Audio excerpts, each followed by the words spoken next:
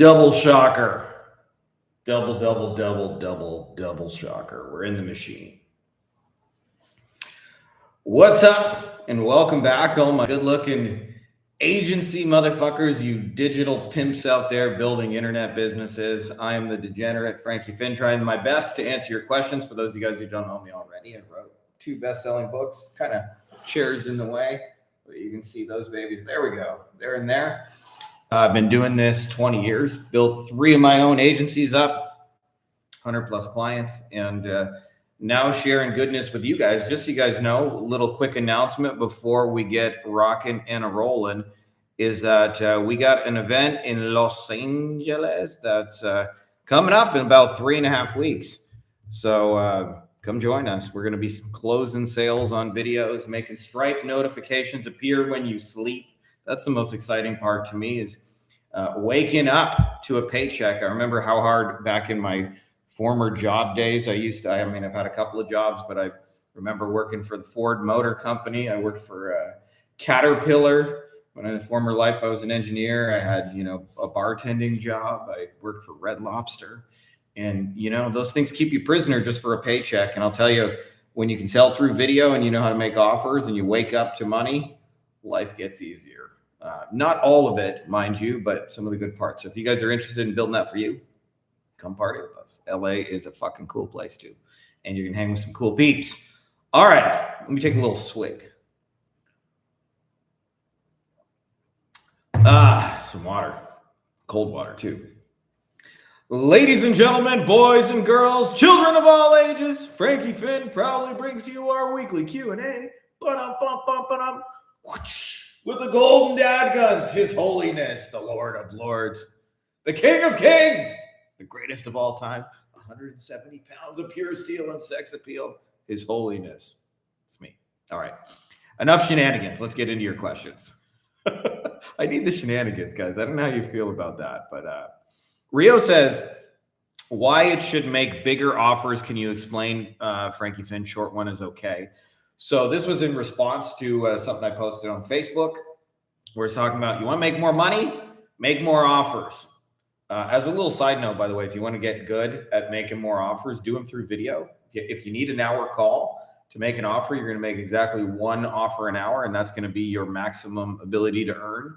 If you make them through video, you can make lots of offers all at once, all at the same time, and make a lot more dinero.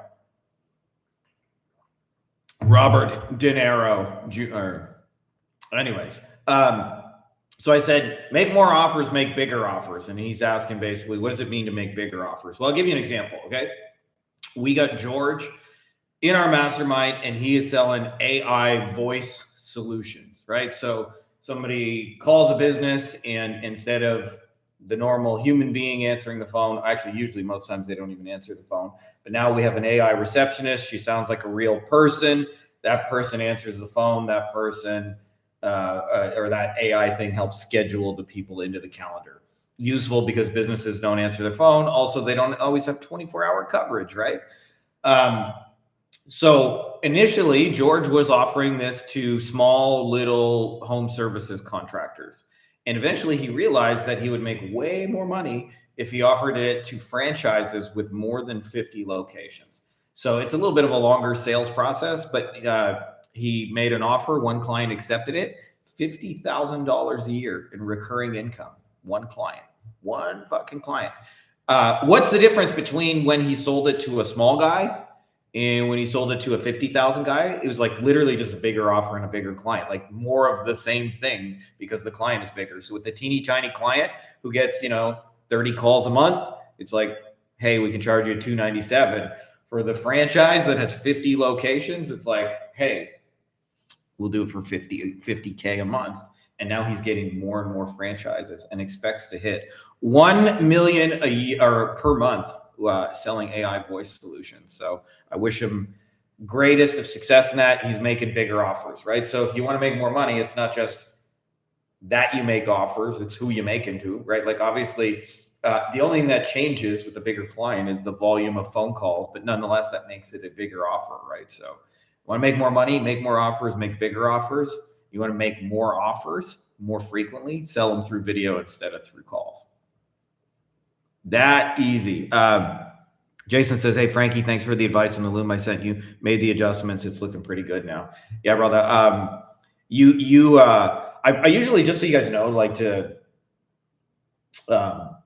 what to expect. The first time you try and sell through video, sometimes you get lucky and you send a video and the first person closes. But I'll tell you, a more common experience is you send it. It doesn't 100% close the client, but they see enough to say, hey, let's finish this in a talk. And that talk is no longer an hour-long sales convince me call. It's more like a 10-minute, hey, I got a couple of questions. Can we go over it? And then what you want to do is figure out where the questions are and where the resistance is, and then take that and tweak your video and make version 2.0 that already preemptively answers those questions. Usually, by the way, the best way to answer questions I've learned in video is visually, not with words. So like, how can you explain that in a picture? And then you'll get, more peeps to buy it. Night Home Sleep Stories. That's a cool username. Thanks for the answer. But what if you just started the agency, just still looking what it's work and what it's not, right? I don't know what you mean by that. Your English is a little bit off on that. But if you're just starting and there's nothing, I'll tell you one of the hardest things about this is entrepreneurship in general, not like just growing an agency. But you kind of have to have brass balls / ovaries. And you have to do shit before you really feel ready. So I call this appointing yourself the mayor of Cool Town. And I'll give you a personal anecdote of me appointing myself the mayor of Cool Town. Between my first and second agency, I had like a 4-month hiatus where I just, I was burnt out running my first agency, and I didn't even know you could sell agencies. So I wasn't smart enough. I just burned it to the ground, stopped doing it. And after 4 or 5 months, I realized I wanted to do it again. I just wanted to do it smarter the second time around, and so that I wouldn't get burnt out the same way. And so I started my second agency for attorneys. And I remember at the time I went on LinkedIn because that's where a lot of attorneys were. And my profile, I don't remember what it said. It was, I don't think it said anything really, but I went to change it to attorney marketing expert. And I laughed my ass off as I was writing it, because at the time I didn't have a friend who went to law school. I had never hired a lawyer. I didn't know any lawyers. Like, the total number of attorneys that I knew was 0. And I'm writing attorney marketing expert and appointing yourself the mayor of Cool Town. Like, what's bigger than that? And I didn't feel ready to work with any attorneys, and you do it anyway. So one of the hardest parts of entrepreneurship is you never fucking feel ready. You never feel ready. Just so you guys know, if you're waiting for somebody to come tell you, you're ready, bro, let's do this, it don't come. It does not come. So like, you have to do a lot of the shit before you feel ready. So if you think, hey, I don't have any clients yet, I can't go talk to a $10 million business. And by the way, you can almost help any business with one of 3 things. Even being a moron, like you can be a total moron. 1, Google their name. What the fuck comes up? Hey, did you know you got shitty reviews on Yelp? Hey, did you know that your GBP, like pictures, are all fucked up? 2, pull up their website. It's usually little more than a glorified business card. I'd be shocked if you didn't have an idea or 2 about something they could improve. 3, pull up their social media. They're business owners. They're bad at it, right? Like, man, like you even just fucking scrolling Instagram know more about Instagram than they do posting on it every day. So like little shit like that you can do for almost any business owner, even if you're brand new. But you have to do the shit before you feel ready. Like, that's the honest to God's truth. They have a name for it. They call it imposter syndrome. And I used to think it like you reach a point where you have enough success that you don't have imposter syndrome, and you never actually reach it, just, for a couple of reasons. Okay. 1, so first you feel like an imposter because you don't have any clients. Then when you have hundreds of clients, you look at some agency that's better than yours and you go, man, like those guys, why are my clients working with me when they could be working with that other guy who's better? And I'll tell you, even now, like I've helped thousands of agency owners, and I know some agency friends that are doing $100 million a year or more. And I think to myself, who the fuck am I to coach people when I barely, I'm a low 7-figure guy, not a $100 million guy. But you do it anyway, is my point. You don't feel ready, but you do it anyway. So glad I found you. Absolutely love your stuff. Appreciate that, Derek. Okay, so next question. Joshua says, what's the fastest way to get clients if you're starting at almost zero? Cold calls, cold DM, cold email. I started posting though. I'm looking to do a ton more. Had zero success with thousands of cold emails instantly plus clean lists. Networking to a couple groups. Got on a bunch of meetings with nothing but people trying to be nice.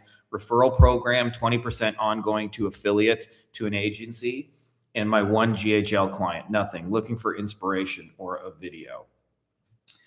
I'm going to do some deep dives on this. I actually have a training plan that I haven't officially invited everyone, but it's going to be next Thursday at 1:30 my time. I'm going to show you guys how to start an agency right to get the money as quickly as you want. But I'll tell you, the biggest reason that most agencies have a hard time getting money is not because of the activities. So like, there's a percentage of people who consume this internet stuff and do nothing with it and never message anyone, never talk to anyone. And it's, you can be like a content junkie. And we all kind of like go through content junkie phases. So I'm not like judging you guys if you're in that. But most of you guys who listen to me are doing shit. And so this is more about like calibration rather than like me giving you a motivational speech to like go jump in the pool to learn how to swim. So you're in the pool and now it's like, let's calibrate your stroke so you can actually swim. Anyways, I'm assuming you're coming from that place. So in your case, who was the person that asked this, by the way? Josh. You've sent thousands of messages, right? So what most agencies do is they are quick to jump into activity and they start messaging business owners about their thing. And I applaud you guys for effort. But I'm telling you, there's a couple of things that people skip. So one of those is they don't know what problems that particular business is trying to solve. And without that, you don't know anything, right? Imagine somebody, for example, is trying to lose weight and you're selling them Muscle Gain 9,000, right? Like you're just not going to sell any, even though you can make a perfect pitch and say all the right things and do all the right things and present your product. So you have to do the market research, man. Like there is a reason I post this market research bot every damn call is because everybody wants to jump into, let's start blasting business owners with messages. But if you don't know what they want, it's not likely to work. So I see a couple of things, like that being the biggest ones. People just don't know what they want. They don't know what they're actually offering to somebody. And I'm actually going to record some videos today, but your like service is not an offer. Hey, I'll make you a website. Hey, I'll do some ads for you. That is not an offer. I'm going to break this down in a video again that I'm recording today. But so the prerequisite is you have to know what they fucking want. Okay. Now, having said that, what is the fastest way? And I'll tell you, I think there's a 1A and 1B if you want simply speed. This is not necessarily the best advice for how to scale big, but for a lot of you guys, like $10,000 a month would be fucking like massively life-changing in terms of like shit you can buy, shit you can do. Telling that non-believer, for me, it was like the father-in-law, fuck you, like I made internet money, bitch, right? Like that. And then also for your own mental well-being. Like I talked to somebody else about this, like this is probably a little bit of oversharing, but I didn't feel like a real fucking man until I could like actually earn a living on my own. Like when I went to do this and like I went through like a 2-year struggle period, I felt like so less than a man and incomplete because I couldn't make money. I didn't like want to ask a girl out or whatever when I was single. Because it'd be like, well, what if she finds out I'm broke, right? Like I didn't feel worthy of love and attention. I'm not saying you should get your value from money, but like it affects you, right? It really does. So speed, 1A, networking meetings, face-to-face. Why? Because face-to-face adds a trust. Trust is always the barrier to sale with agency services. So if they see you and they can touch you and they can ask you questions, and they can hear how you sound, they will trust you way more than if they don't meet you in person. By the way, I have a tool for finding all the networking meetings around you. If you guys are somewhere where, networking meetings are happening, as long as you live in a big city somewhere in the world, networking meetings for business owners are happening. You're just probably not part of them. 2, ads. Downside with ads is they require a budget. And usually people who are asking, how do I get clients fast, don't usually have one. But I will still include it because some of you guys, for different reasons, need speed. Ads.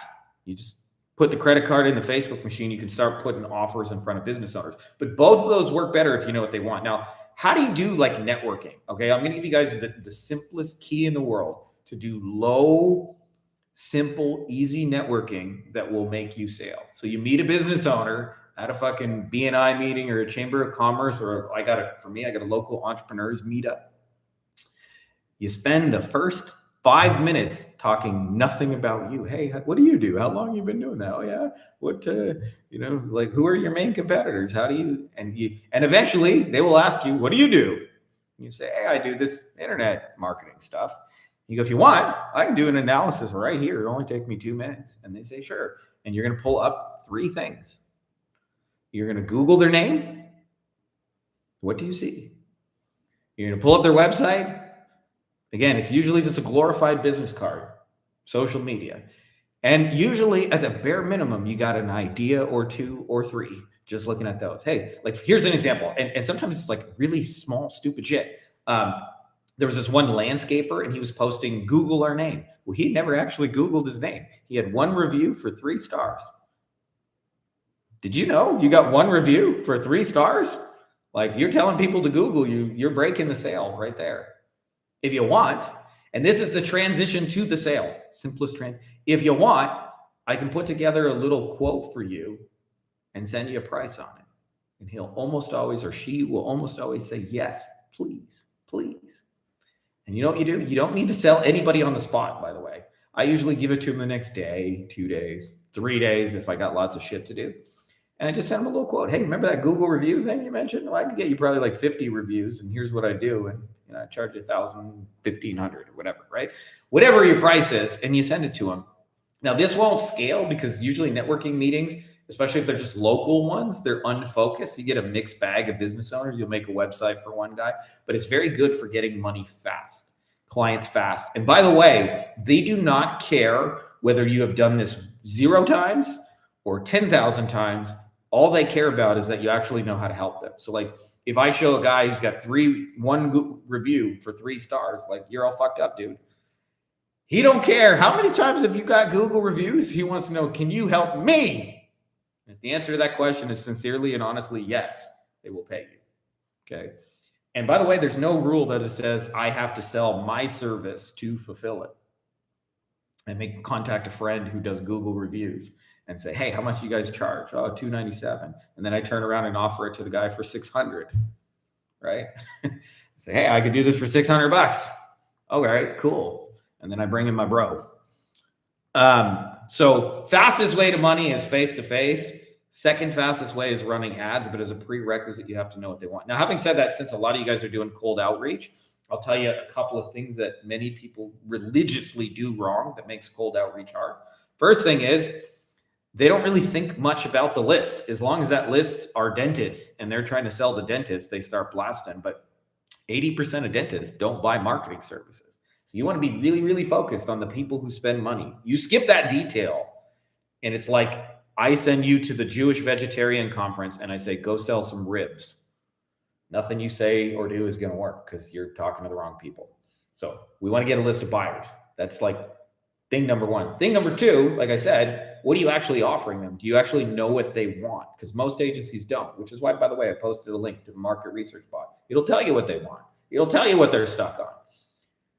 3, most people's messaging is very, very broken and they're talking about the wrong thing and the wrong person. And by the way, the wrong person to talk about in an outreach message is you. And the wrong thing to talk about in an outreach message is your thing. So I see this a lot. I can see it very, very easy in language patterns. I repeated use of the word I am, we are, our company name is we, me, I, us, our company name.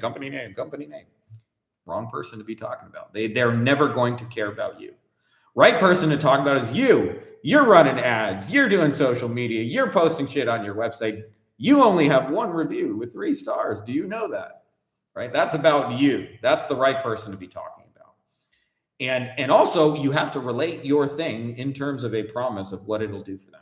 4th thing that I think will help you guys massively in outreach, I call these opening devices, but it's basically In simplest form, is your message a give or a take? And most people's outreach messages are a take. Let's jump on a quick call. They're never quick, by the way. You're asking for my time. That's a take. A give is like, and like I remember socially when I used to live in Germany, whenever you get invited to some shit, like a party or whatever, you can't show up empty handed. It's like a social faux pas. You got to like bring a gift. So you got a bottle of wine, some cake, some pastries, whatever. You got to bring some shit. Right? So if you go to the outreach message, you go, hey, let's jump on a call. That's going to be a take every time. There will be massive resistance from business owners. If you go, hey, I made you this thing that'll help you get a review. And the simplest way to do that, by the way, is give away your service in idea form. I have an idea that will help you do blank. Can I give you the idea? Got something cool for you. I'm excited to share it with you. That's the easiest way to turn your service into a give. I got an idea I want to give you, and it's going to help you do blank, and you got to see this, buddy. That's the simplest way. So that's a lot to say on that, I know, but like a lot of people ask me, how do I get clients fast? And they're like details missing. They don't know what people want, and they're just mass blasting, hoping something will stick. And they're not even talking to buyers, and they're saying the wrong. They're talking about their thing and their service, and there's me, I, we, us, our company name, instead of going, hey, like the best way I think about cold outreach is, you guys ever been to Costco? When Costco wants to sell you shit, the way they do it, they don't say, try our amazing pizza. They cook one, they bake it in an oven, and they cut it up into little pieces, and they stick a toothpick in, and they go, you want to try a free sample? And you go, that's pretty good. What would it cost me to get 20 boxes? So if you think about outreach instead of like, hey, let's jump on a quick call, which is what everybody does, and think about it more as like, hey, you want to try a free sample?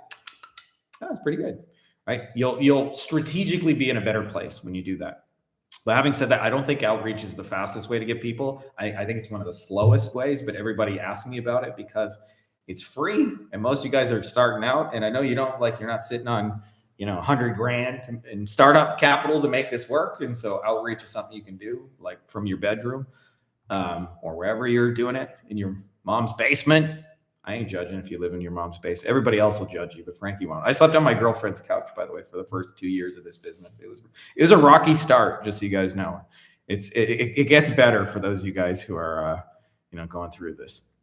Let me just catch up on some of the chat here. When sending demo video to the leads, is it better to include yourself while explaining the product, like on the bottom right, or just plain video explaining the product? Thanks for the answer. So I think it helps to have you in the video, but it is not 100% necessary. Having said that, there's a little thing you said in your language, and obviously, like, I know that's not like actually how you do your video, but I just want to be clear. You're never explaining the product. You're explaining what the product will do for them, which is a very different distinction. So for example, we used to make websites for plastic surgeons, and those websites helped them get mommy makeover patients. They were like specialty websites. If I was explaining the product is a website, WordPress, plugins, install it on your hosting.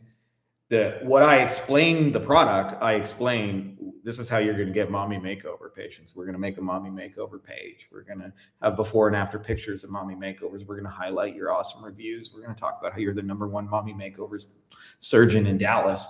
When I'm explaining the product, I ain't explaining the product. I'm explaining what the product will do for them. So just make sure you're on point with that piece. Hey, Frankie, any thoughts on the best method to sell AI voice solutions to real estate agents? Yes. So,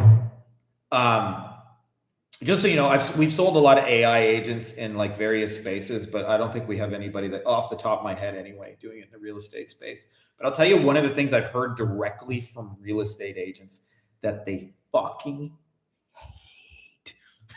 hate is they have to be glued to their phone, ready for the next deal 24 hours a day, because deals are flimsy and they fall apart easily and they get a lot of messages. So like if you post a house or a listing you have for sale, you may get 100 to 200 people contact you a week, And the vast majority of them will just say, is it available? Is it available? Is it still available? Is it available? Is it still available? What about now? And they don't know which ones are the serious buyers and which ones are the ones who are sort of soft inquiring. So I would make your AI stuff address that, is that, hey, you don't need to be 24/7 glued to the phone. Let our agent Samantha sift and sort for you. How nice would it be to go away for the weekend and turn your fucking phone off and your listings are still moving forwards? Yay, right? That's how I would sell that. But what you don't want to sell, by the way, is the tool itself, AI voice agents. That's like the worst thing to sell, is the tool itself. You want to get clear on what it was going to do. And if I was just going to take a very educated, like rifle marksman guess, I don't know this to be true because we haven't actually sold it in there, but I would suspect that being glued to my phone, I can't go away for a weekend. Holy shit. Like, I'm hoping this deal doesn't fall apart. And it's like, hey, don't worry about it. We'll talk to your listings for you. They can call us and they can start booking. And if they're serious, they can schedule a thing with you and we'll just put it on your calendar. And Samantha will do all that for you. And you're probably wondering, does she even sound any good? Call her up yourself and find out. Here's a number, right? Like, that's how I would sell that. Jason, is it a good idea to put your final Loom video in a YouTube ad in front of channels that your audience, or would you put another type of video there? Typically, Jason, so what I do, and there's more than one way to be right about this. So like, we do have people that just mass send Loom videos, like no warm up, no lube, no foreplay, just ram it in there. So you can ram it in there if you want. I believe that the most important first step in a high ticket conversion process is what I call a hand raiser, which is getting them to say, I'm interested, tell me more. And I believe that step is actually more for them than for you. Because if you jump ahead to, like, it's almost like a marriage proposal. If I say to you, hey, we're going to get married and we're going to live in Orlando and we're going to go every year to visit my parents and up north at the cottage and blah, blah, blah. And you haven't even mentally decided that you want to start dating, I'm like 27 steps ahead of you. And so there'll be resistance. But if I say, hey, are you open to going for coffee sometime? And then they say, yeah, now I can sit down with them and go over those additional details. So to me, the only difference between a hand raiser and a Loom video is the level of detail. So like I always say, like a hand raiser to me is like, I say to you, Jason, hey, the boys and I are going to watch the World Cup game this Sunday, and we're going to eat some chicken wings at the bar. There's a cool place downtown. You want to come hang with us? I just gave you a hand raiser, right? I made you a like 30,000 foot view of an offer. But if you accept that offer and you say, yes, I'm interested, and your hand goes up, details needed to be added. When? What place? What game are we watching? How much money do I need to bring? Is there parking? Is that dickhead Dave going to be there? I don't like Dave, right? That's called an objection. So to me, like the Loom video is the more detailed piece. The hand raiser is the more high level piece. So when we run ads, I run a hand raiser, but they're not different things, right? So they raise their hand for, yes, I'm interested in chicken wings in the World Cup. The Loom video is just more detail about the same thing. So it can be a little confusing, but like I promise you guys, that's how normal relationships flow. They start with hand raisers. Like you don't call your bro and give him a formal invitation. You just say, hey, what are you doing on Saturday? That's a hand raiser. And then if he says, not much, man, should we hang out? Now you go into additional details. So like we're doing the same thing in that sort of Loom process. Having said that, there's more than one way to be right about that, Jason. So I'm just giving you how I would personally do it. But I've taught this process to, I don't know, hundreds of people using it successfully. And I'm always surprised different ways motherfuckers use it. So I don't know. Don't let me tell you like if you deviate from the Frankie Fihn way, it'll never work. Make sure it fits you and your style. I picked a niche dog grooming. I thought you were calling me like a dog. What's up, dog? Whatever. I picked a niche dog grooming, and I'm wondering, I look at these groomers' websites on their Google profiles, and they're really terrible, some of them. Should I redo the hero section and DM them? So we talked about, like, if you're going to do outreach, showing up with a gift. That is one of our secret, just so you know, Wolfpack things is we use a tool called Lovable, and we have our own prompts. And so I'll create a real mock-up of their website, not just hey, your website sucks, but I'll go like, what if your website looked like this instead? What do you think? That's my hand raiser, right? And it's a gift to the party. And it's like, if you want, I can show you a little bit more about what I had in mind. And by the way, you can make these in 30 seconds with AI, like a complete website mock-up. You can actually even like publish them through there, but usually it's better to make the mock-up and then like actually build it in WordPress. But nonetheless, it makes it very, very easy to sell. We have some other people using things like Claude Code and stuff like that for the same kind of thing. With AI, you can visually show them what their website could look like in 30 seconds. So I think that's a really smart way to do outreach. Yes. Really smart, by the way. Like, we have a lot of success with that. Everybody else is just going, hello, kind sir, do you need a new website? I sell HTML, SEO, WordPress, And we're going, hey, dude, like, your dog groomer site, like, isn't selling your services the greatest. What if you had something like this? Would you be interested in, like, you're not showing them, by the way, just like a random thing either. You're showing them their existing website, and you're showing them like, this could be you, right? It has their name on it and their colors and their logo and all that shit. You can do that in 30 seconds with AI.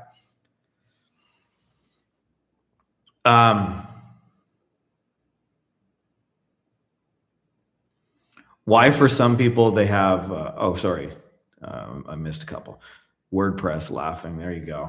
I was saying some funny shit about that. What are the core components of writing an offer? So I think it helps to think about offer as synonymous with a promise. And there are 4 elements to my sort of offer formula.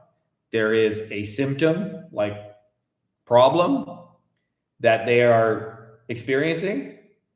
And we're talking about a core offer.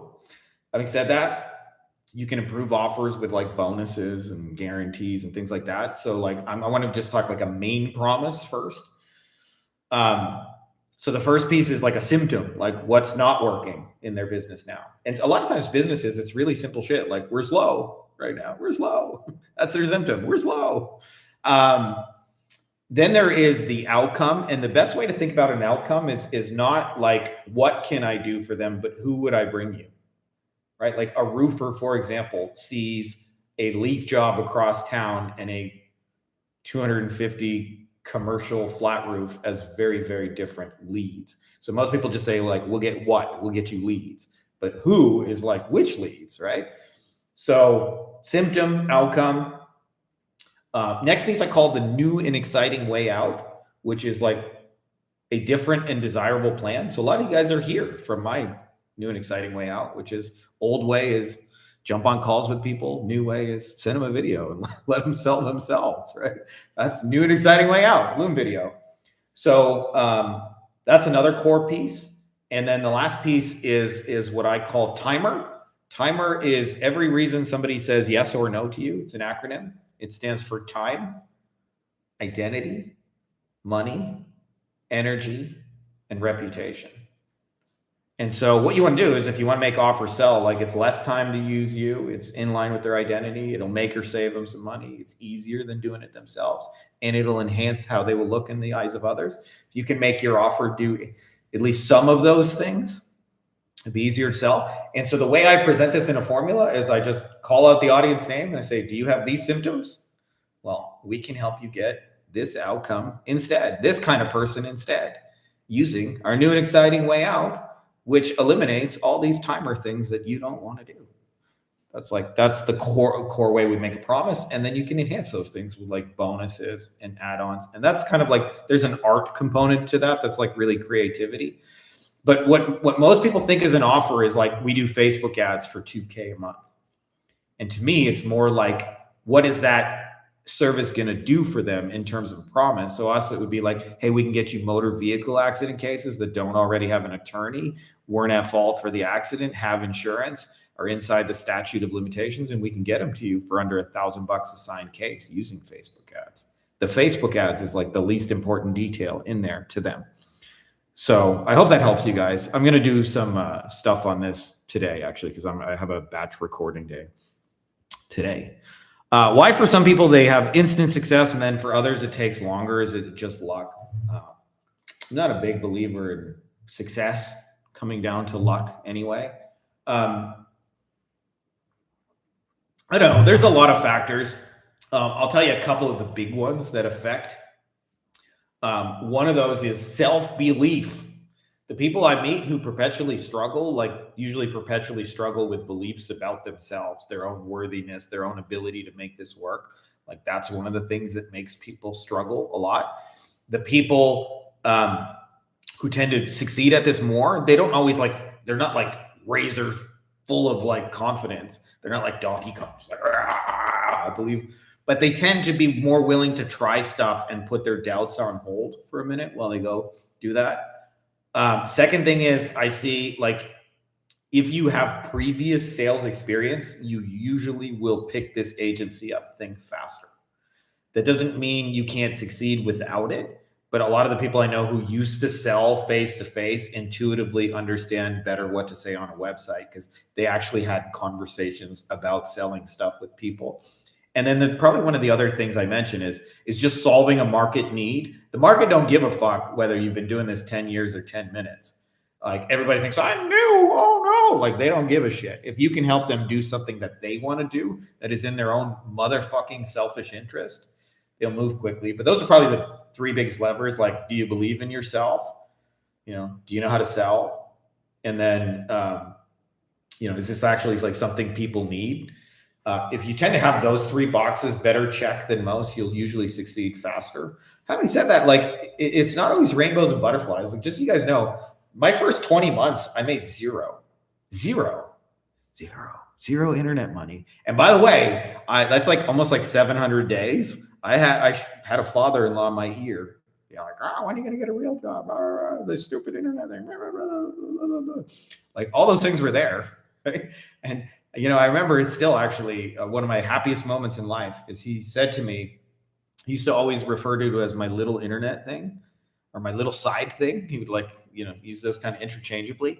And then one day after it started to take off, I took my girlfriend, we started traveling the world and we were going on all these vacations and shit like that. We just go to Europe because we wanted to. And I remember he was like, how do you guys afford to do that? How do you guys? And I just winked and I was like, I guess that little internet thing is working out. So, but it's, I don't think it's luck. I think it's those three things affect it more than most. What's the best way to get some SMMA clients, cold calls, cold emails, LinkedIn or Upwork? I've scaled to 3K a month with Upwork and now I'm back at zero, exhausted. So Upwork is exhausting in general anyway, just so you know. But I'll tell you what Upwork is very, very good for that most people never, ever have those opportunity glasses on. It's the perfect research tool. It'll tell you what kind of things people are paying for and what they're trying to do with it. So I don't if you're going to get SMA clients, I always say pick a niche so you can focus it. It's it's not a pick a niche because you're trying to find some secret source of money. It's just so you can focus it and aim it and it'll be easier to scale. And then when you have a niche, you have to do the research. Like I posted above, the market research bot, you have to figure out what do they want. And by the way, it doesn't matter whether you sell websites or a GHL SaaS or you do Google or Facebook ads or you do, SEO. The most important detail in making your shit easier to sell is knowing what they're trying to sell with your thing, which is not everything, by the way. Everybody thinks they just want this undefined more leads, more sales, more customers. So for example, Tom Curtis is going to be at our LA event. Tom's a fucking legend. So Tom built a multi-million-dollar roofing business before he got into this internet stuff. And his secret weapon was, instead of trying to sell roofs one-to-one like everyone else, he figured out that they're called HOAs in America, basically condo complexes where there's 350 buildings, is that when he sold an HOA, he didn't just get one roof, he got 50. And he figured out what they were looking for. And by the way, this was the problem the HOAs were trying to solve. He went in there and they talked to him and they said, we get a call because it rained and there's a leak, and we call the roofer and the roofer doesn't fucking go. And then that homeowner calls me back a day later, still pissed off that it's still raining in the living room. And Tom just simply said, what if I could show up reliably and make those phone calls go away. And they were like, where do we sign up? And they gave him like 50 roofing jobs at once. And by the way, didn't ask him for case studies and testimonials and how many years you've been doing this. He just said, you'll never have to deal with a pissed off homeowner again if you work with me. Didn't ask him about price, details, things like that. So once he knew what they wanted, like he could scale it a whole bunch easier. And then to me, once you know what they want, you have to then package it in a way that makes sense. An offer. Like you'd be amazed at, by the way, like I want you guys to pay attention to this next time you're in the grocery store.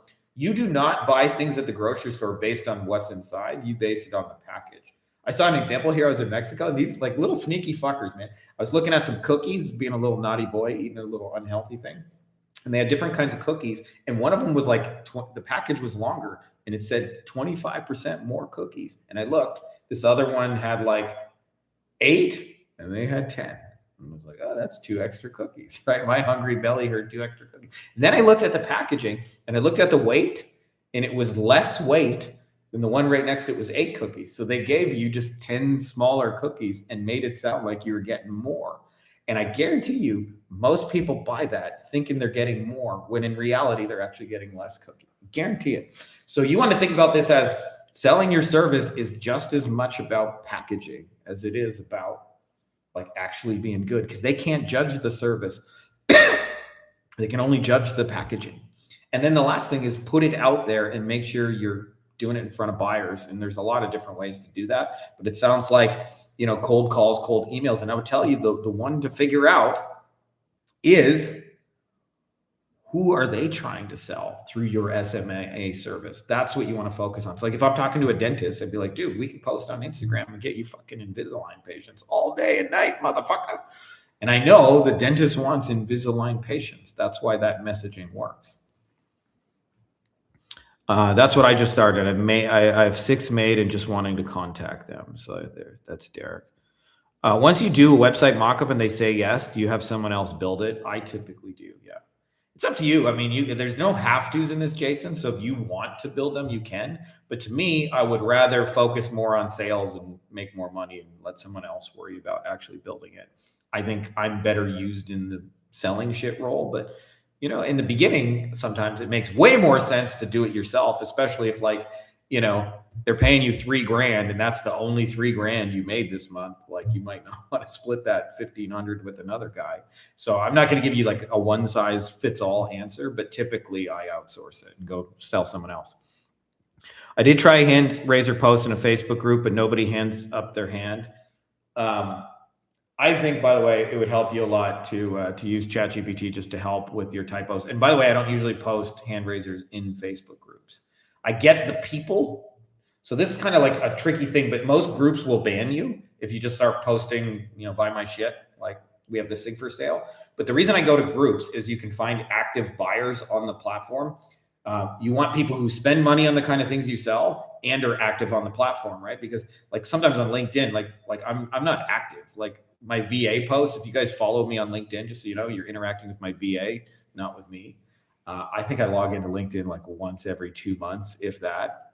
So you wouldn't want to run posts to me because I ain't going to see it, right? So you want to make sure, you know, like the part about being in communities is finding the active people. But I actually make the post from my personal profile. And by the way, everybody who makes offers misses sometimes. Jay Abraham told me, by the way, he's now credited with like $70 billion worth of business improvements. And he told me even today, half of his offers don't work. So the guy's like made almost like, you know, $100 billion for people. He still doesn't always know it's going to work. So to me, get in the habit of making offers rain or shine, whether or not it's working. Like change details, try different shit. But if you want to make more money, make more offers. And the people I know, by the way, who make 5 to 10 million or more, like with social media, they make usually 5 to 10 offers every day. Like, so a lot of times people go, I made an offer, and then they think you got to wait a month before you can make another one. And the people I know who like make a lot of money, like made an offer. Oh, it's been 10 minutes. Better make another one. That's like a different mindset, but I just wanted to share that with you. Hey, Frankie, I have a remodeling client that wants to get into water mitigation services. It asking me how to promote it. You recommend Facebook ads and or Google LSA. We did, I did that exact industry, and I did search. So SEO and Google pay-per-click. And I'll tell you why, because it's an emergency service. So it's not like something people like randomly think about. It's just like once they have the problem, they Google what the fuck do I do about it? So if you're going to do internet stuff, it's like the best way I've found. The other three ways they tend to get a lot of business is referrals from plumbers, referrals from insurance adjusters, and referrals from property managers. So you could like also run campaigns to property managers if you wanted to.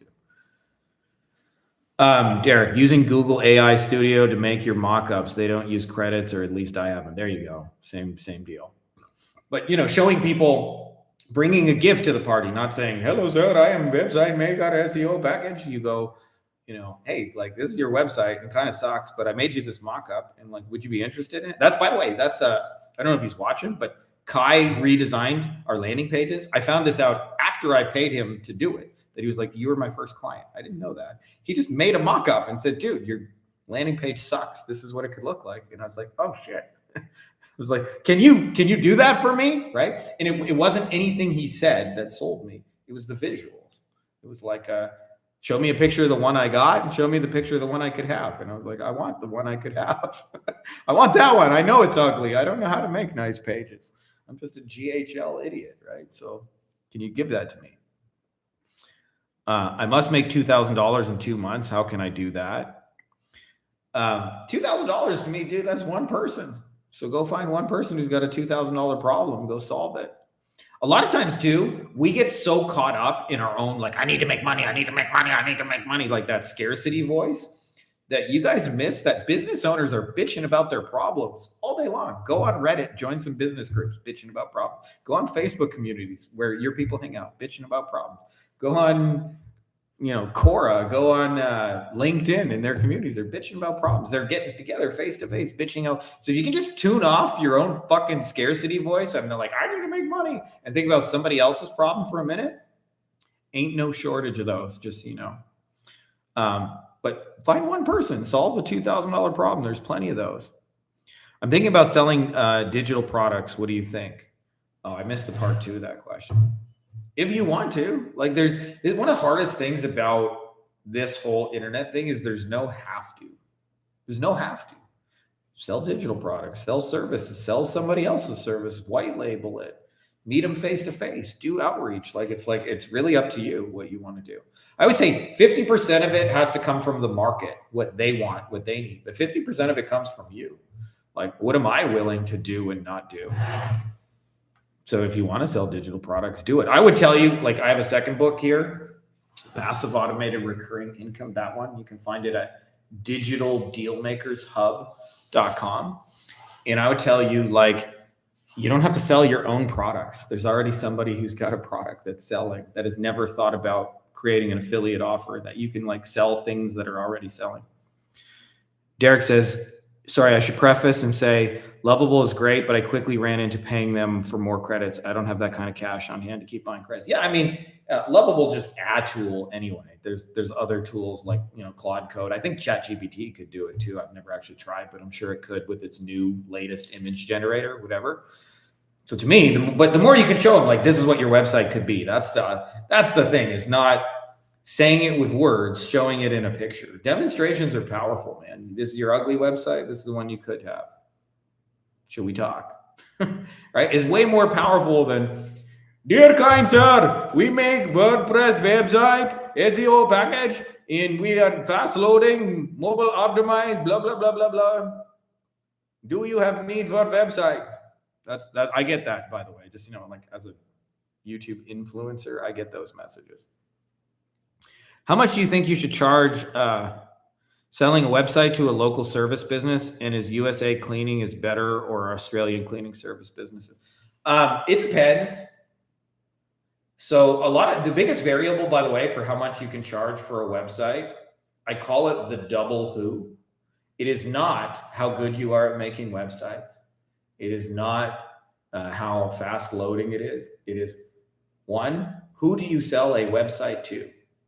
Some people have bigger budgets than others, and usually bigger companies have bigger budgets and bigger websites, right? So like if they got 10 locations, they're going to have a bigger budget than if they got one guy who is the whole business.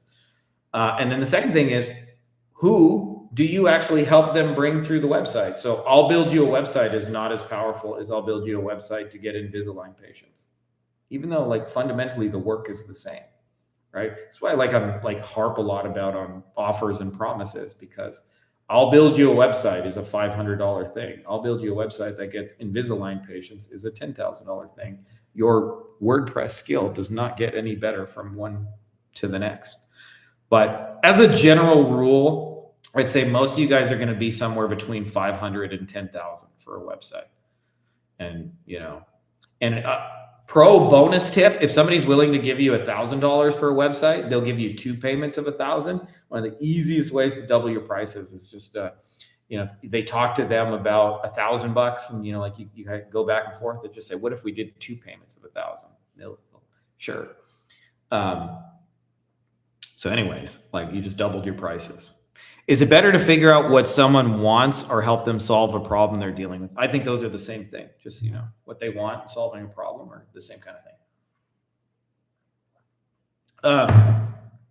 So, I have a concept called the $100 bill. What I've learned is that most local service businesses, their problems are fundamentally the same. They're different frosting on the cupcake, but they're essentially the same cupcake. So they all want work for their team. They all struggle with, sometimes I got work for my paralegal. Sometimes I don't. Sometimes I got work for my crew of guys. Sometimes I don't. Sometimes I got, work for the hygienist. Sometimes I don't, right? It's all the same kind of thing, but in different frosting. So what they want in that scenario is work for their team, right? And that's their problem. And what they want is the same fucking thing. And I'll tell you it's called margin. And so this is why when most people show up and say, we'll get you more leads and more sales and more customers and more patients, they're missing the mark because it actually doesn't address their real problem, which is their margin. So the only way usually for them to address their margin is to sell more expensive, bigger ticket things. So that's why I say the who you're promising to bring them matters, because if you're I'll sell you your expensive thing, that means more to them than I'll sell anything, because it actually fixes their margin problem. And margin, by the way, when you're an owner, many of you guys have not yet had this experience, but often when you're scaling a company and you're hiring teams, the business itself is making a lot of money and you as an owner are seeing none of it. And I'll tell you, nothing will make you more miserable prick than I made $1 million fucking last year. And you know how much I fucking got? I got $40,000. Everyone else is getting rich off of me, you motherfuckers. That's how a lot of these guys feel, just so you guys know. So when you say, I'll bring you more leads, more sales, more customers, it just sounds like more working for free. But if you say, hey, I'll sell your high margin things, so you as the owner can actually take a paycheck, that's the angels are singing to them. But if you've never experienced it, you won't necessarily understand why. But I'll tell you, it's very, very common for them to have higher overhead than we realize and their highest ticket items. So to me, solving a problem and helping them get what they want are the same thing. I help plumbing companies get more high ticket jobs using missed call text back in DBR. What is the best way to find companies that have decent sized databases? 2 things. Firstly, if you can specify which high ticket jobs you bring them, that will immediately get more appealing, that promise. Saying high ticket jobs is not the same as I'll get you new construction projects where you only have to lay clean pipes, even though you may be talking about the same damn thing. Second thing is, the easiest way to find companies that have databases is to find out who makes the different CRMs in your industry. So I don't know what it is in plumbing, but in legal, for example, there's a CRM called Needles. There's another one called Filevine. There's another one called MyCase. In home services, there's a popular one called Job Nimbus. So for example, if I wanted to find all the people who have databases, everybody who has Job Nimbus installed has a database, every single one of them. They might not have big databases, but some of them, have really big ones, but they at least have some semblance of a database if they're using a CRM. So that's it. You just to me, one of the things I'll do is I'll join the community about the CRM. I'll join the Job Nimbus community and I'll friend all the motherfuckers in the community, knowing that those are all the people who have databases. And then 100% of the time when you go, hey, have you got a database? They're like, yes, I do. Right? Because like if you talk to 10 plumbers, 9 of them won't have a database. But if you talk to 10 plumbers inside of the Job Nimbus group, like 100% of them will have a database.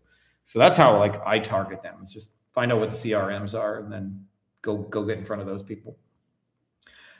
Does market research apply to networking groups like BNI, or is it mostly just vibes? It's kind of mostly just vibes because it's hard to do market research because you don't always know who's going to be there, right? Sometimes if you can get a guest list, that could be considered market research, but more often than not, you don't know whether it's a plumber or a dentist or whatever. So the research that I do typically is the same 3 things in person. I'm going to Google your name. I'm going to show you what I find. I'm going to pull up your website. I'm going to show you what I find. I'm going to pull up your social media. I'm going to show you what I find.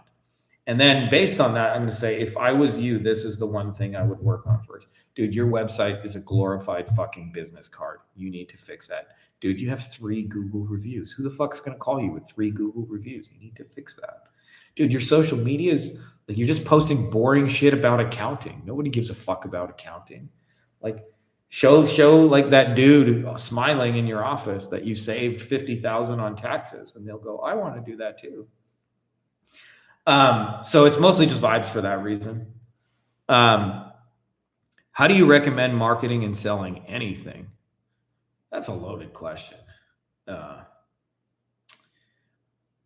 If I could give you just one piece of advice on that, like get better at making offers. Like I'll tell you, I went through a period of time. It actually drove me fucking crazy before I found one of my mentors, Travis Sago. But I was in all these like masterminds and conferences and meetups, and I would always go to the most financially successful person there, and I'd be like, "How did you do it?"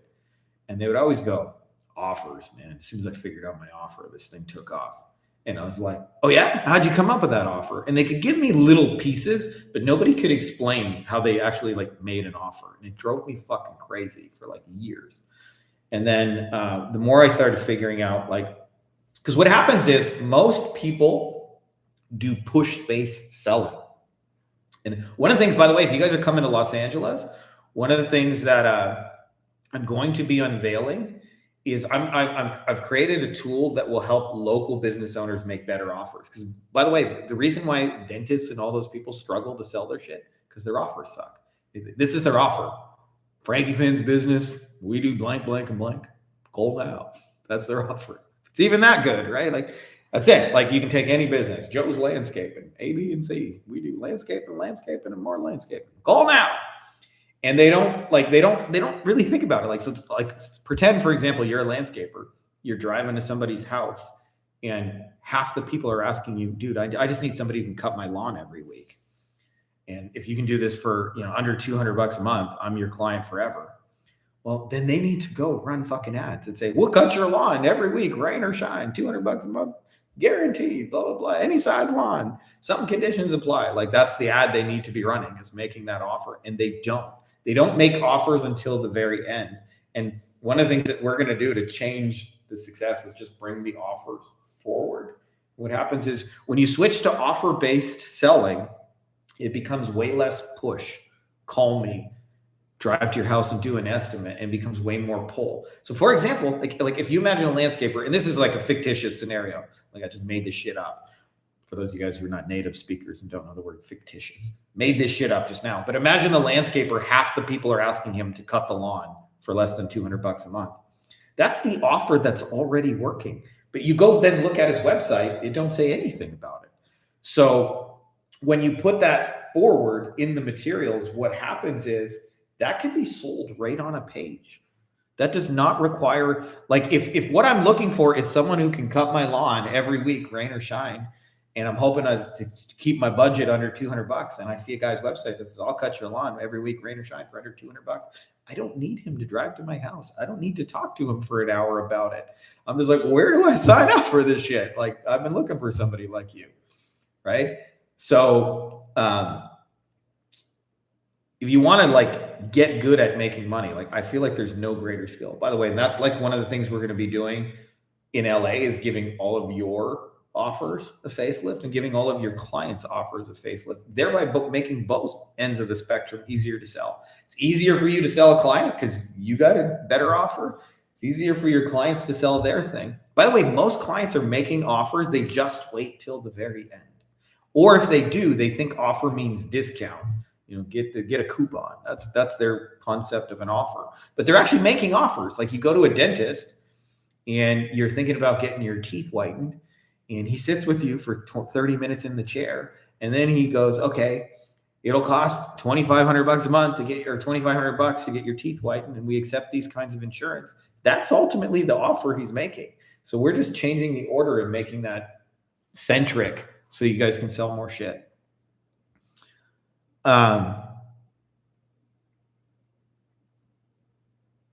So to me, like marketing and selling anything, like that's the number one skill, is like offer so good people would be stupid saying no. Colin says, I always have a problem asking for premium money even though my services are good. How do you handle that?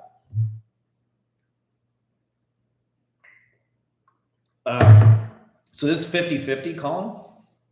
50% of it is here between the ears, and 50% of it is the marketplace.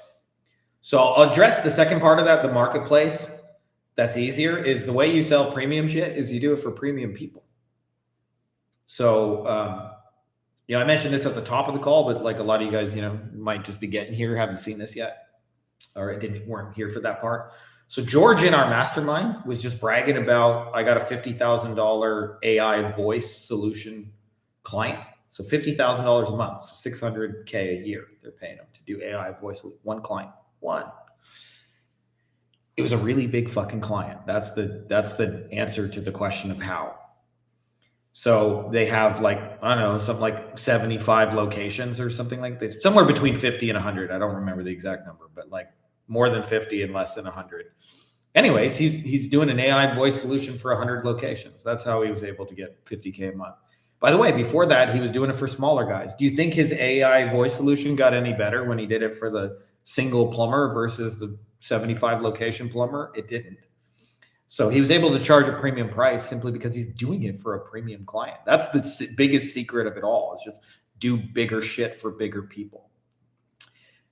Between the ears part, man, that one is a loaded question, dude. If there's between the ears shit going on there, because I've never met, actually that's not true. I met one guy ever who started a digital marketing agency who was already rich and didn't need to start one. Every single other person I've ever met, we all grew up poor and middle class, and we're looking for a way to earn money from our living room kind of thing. And poor and middle class money beliefs will keep you poor and middle class, and they are beat into your heads, like money don't grow on trees. I remember I worked hard for my money. And I can remember actually as a kid, we grew up in this like townhouse housing project. It was really interesting actually, because everybody, like not everybody, but like 75% of the people were on welfare and were like subsidized, and like 25% of them worked. And my mom was one of the ones who worked. And I was always like, Mom, why work? Go on welfare. Everybody else here gets this shit for free from the government. But my mom was one of the ones who didn't. And I remember at so we had like a row of 6 townhouses and then 2 more like this. So kind of like in a U shape. And on the corner lot, there was a handicapped guy named Richard. And he had some kind of like palsy, I don't know. And so he walked funny, and he would try and mow his lawn, and you could see him just struggling with it. My mom would hit my brother and me on the head. Frankie, Jordan, go help him mow his lawn. I don't want to mow Richard's. Do it. So we would go mow Richard's lawn reluctantly. I might add, like, Richard, can I mow your lawn? So, and he had the big corner lot, so it was like 3 times as big too. It's like extra grass to cut. But anyways, we would do it. And Richard always tried to give my mom $20, 100 times out of 100. And my mom's ability to refuse money was greater than Richard's ability to try and give it. No, absolutely. No, Richard, no. And I think in her mind, she saw money as a zero-sum game, like losing. You will take, and money cannot be replenished, and it's hard and it's scarce. Ergo, if you take that $20 from Richard is now $20 poorer in a way he will never recover from. And so I'll tell you, for a lot of people, the moment of transaction makes them very, very, very uncomfortable. They can tell you about their service. They can tell you how they take the client. But when it comes to give me your credit card and I will process it, And I'll tell you, from a practical point of view, one of the most tactical ways of handling that is don't make the money a big deal with the client. Don't be like, okay, it'll be $10,000 if you really, really want to do it. I just go, hey, it'll be 10K, and let me tell you what it'll look like after we get started. So I'm going to send you this form. You're going to fill it out. And what you do, and then we're going to get started on this, and then we're going to do that. And I start telling them what's going to happen after the sale, and I don't make the money a big decision. So that's like a tactical way of handling it. But sometimes it's just as simple as fucking believing you're worthy of having it. Like, for real. Like, and I struggled with this for like 10 years, just so you guys know, like, being transparent with you guys. Either I had no money, or when I did, I felt very uncomfortable, people giving it to me. And I would like feel all this pressure to perform and stuff like that. I have very, very different beliefs about money now over the years. I'm like, and for me, like, one of the things I do, I'm not telling you guys what to do, but I make my money continuously multiply in the background.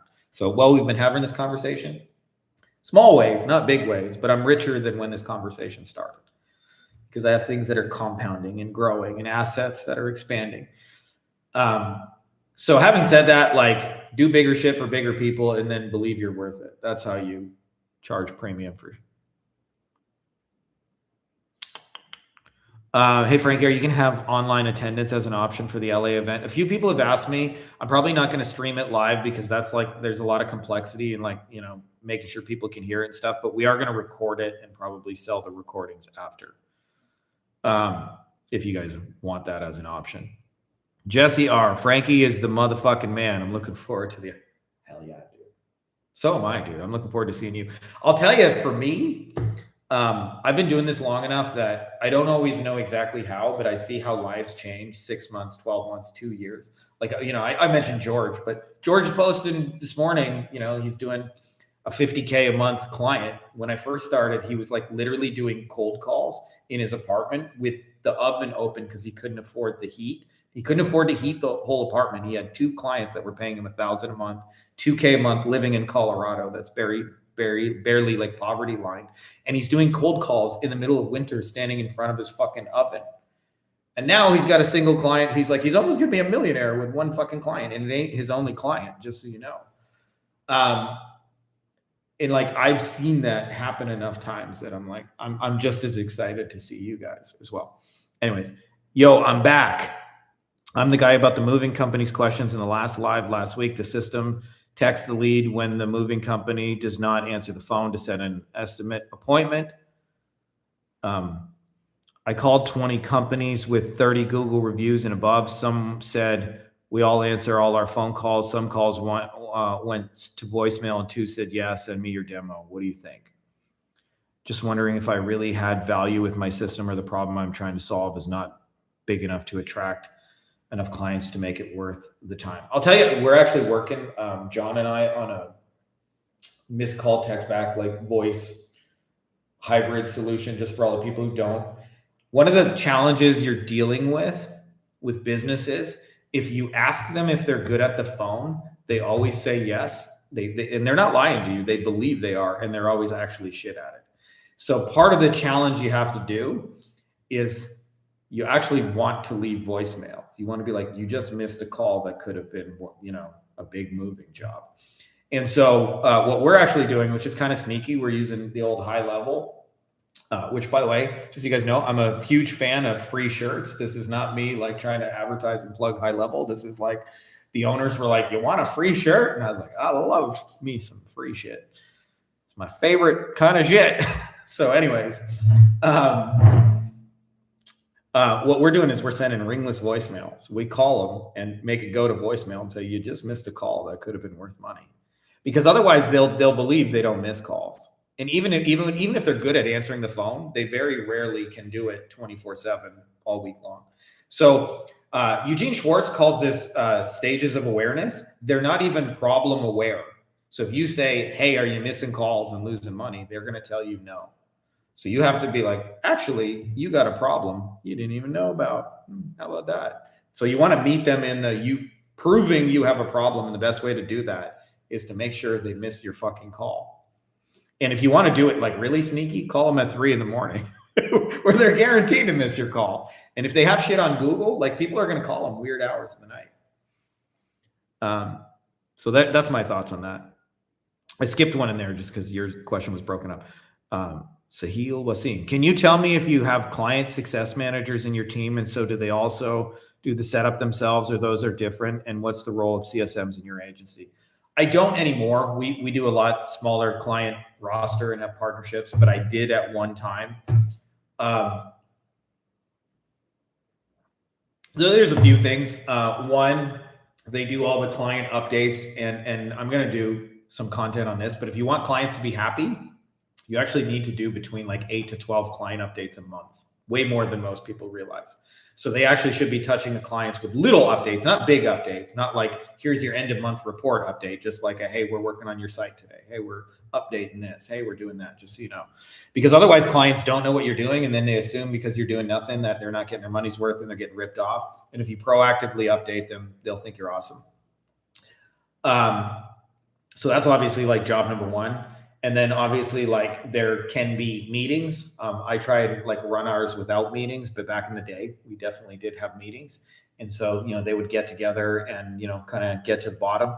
And as far as like hiring them, I always look for people that were just awesome at English, really. Like that's, and usually as a general rule, one person can handle about 15 to 20 clients if they're just doing front facing stuff. That's basically it. Like updating clients, sending them messages, jumping on calls, talking with them, and then communicating the feedback to like back of house. Kind of like a similar to like if a restaurant, you say, hey, my steak is undercooked. They're going to bring it back to the back of the house and go like, you fucked up this guy's steak, right? So like, that's a lot of what they do as well. Just wondering if I really had value with my system of the problem. Oh, okay, sorry, that's real talk. I appreciate it, Colin. Yeah, Ed is back in the house. Show me them guns, Frankie. You got it, brother. Good to see you again. Same, brother. Big thanks for the answer. Can you talk about the niche and the problem you're solving with the called text back voice AI you just talked about? I'm wondering what business you think it is a great niche for. So the problem you're solving is the one you think you're solving. It's not that like you're not solving the right problem. It's just that they don't even know they have it. I'll give you an example. Okay. I actually like way before missed call text back and all that shit existed. I was on the phone with a lawyer and we were talking about running Facebook ads together. And he said something to me that like really bothered me. One of my mentors, Ken, used to say, oh yeah, they all say that, buddy. And he said to me, I said, just out of curiosity, do you know your closing rates on the phone? And he said, 100%. And I said, 100%? He said, yes. If we get a call from a client and it's a case we want, 100% of the time we close it. We never miss. I was like, 100%, right? And you guys know, if you've worked with local businesses, like you guys don't even answer your phone half the fucking time. Like you're going to tell me you close 100%. Now, mind you, it's higher in that industry because you're not asking for cash up front. It's just like if we can win you some money, then we'll charge you. And if we don't, you don't have to pay anything, right? Like, so it's kind of it's an irresistible offer that way. Like there's no risk to it. But having said that, I'm like, ain't no way your law firm is closing 100%. And my mentor, Ken, used to say, oh yeah, they all say that shit, dude. They're lucky if they're bad. So they don't think it's a problem is kind of the point. So what I did is I remember I got a $40,000 contract. I literally hung up the phone with the guy. This is when I still did calls. I called his front desk and said, hey, my name's Frankie and I hurt my back in an accident. So wondering if you all could help me. And I watched them. I recorded the call. I watched them fumble and bumble it. And then I sent him an email like 2 minutes later. And I said, do you still think you close 100% of your calls? And he had no idea. Like he just assumed they were like the perfect front desk. And once I established that actually this is a bigger problem than you realize, they were more willing to pay to fix it. So that's the issue you're dealing with. It's not that you're solving the wrong problem, or it's like there is deeper stuff you fix with the phone. So for example, the more they convert calls they're already getting, the more they have steady work for their team, the more they're able to like make advertising dollars go farther, right? So like overhead and expenses get better because you're not paying for more people. You're just converting more of the ones you're already getting. So there are some like deeper level like things they care about. But if you want to sell it, you have to establish that like you're not as good at answering the phone as you think you are, biatch. And the way I know that is because I just got your voicemail. Having said that, there are some niches where they're really spammed to death, where those things are even more powerful, such as home services niches. But having said that, like all these guys in every niche, local businesses think they're like 100 out of 100 in closing their fucking calls, and they're like usually 5 out of 100, sometimes like 30 out of 100 if they're really good. So you have to like, if they're not problem aware, you can't say, "Are you missing your calls?" You have to prove the fact that they are in fact missing their calls. Are you using any company support like Extendly, High Pro Tools, etc.? And what tools are you using for your agency, like ClickUp, Google Workspace, GHL? I don't use any third-party support. I mean, I've been doing this 20 years. I'm the support for a lot of other people, not the other way around. As far as tools, so I went through a period of time where I had lots and lots and lots of tools and lots of subscriptions. I try to run with as few tools as humanly possible. Like I'm thinking about how can I do this with less tools. So I only really use a few these days, High Level being one of them. ChatGPT, I use that shit every day. Trying to think which other ones we have. My email list, Aweber. I don't know. I'm like off the top of my head, like those are the 3 that I use most often, but I'm trying not to have a million tools. I see a lot of beginners get caught in this trap of thinking you need 87 tools before you're making money. And I would rather you go sell it, make some money, and then use the tool to fulfill on it, but only buy the tool after you actually need it. Otherwise you just like, I know I have a friend who like had a coaching business and she started it and she like, somebody told her you need like Infusionsoft, you need this. And she had like $1,200 a month in tools for a business that's never made 2 cents. That's like unnecessary. Go sell it, get $5,000 or $10,000 a month in recurring clients. And then you can put those $1,200 a month tools in place. I've never run Google PPC. Where's the best place to learn it?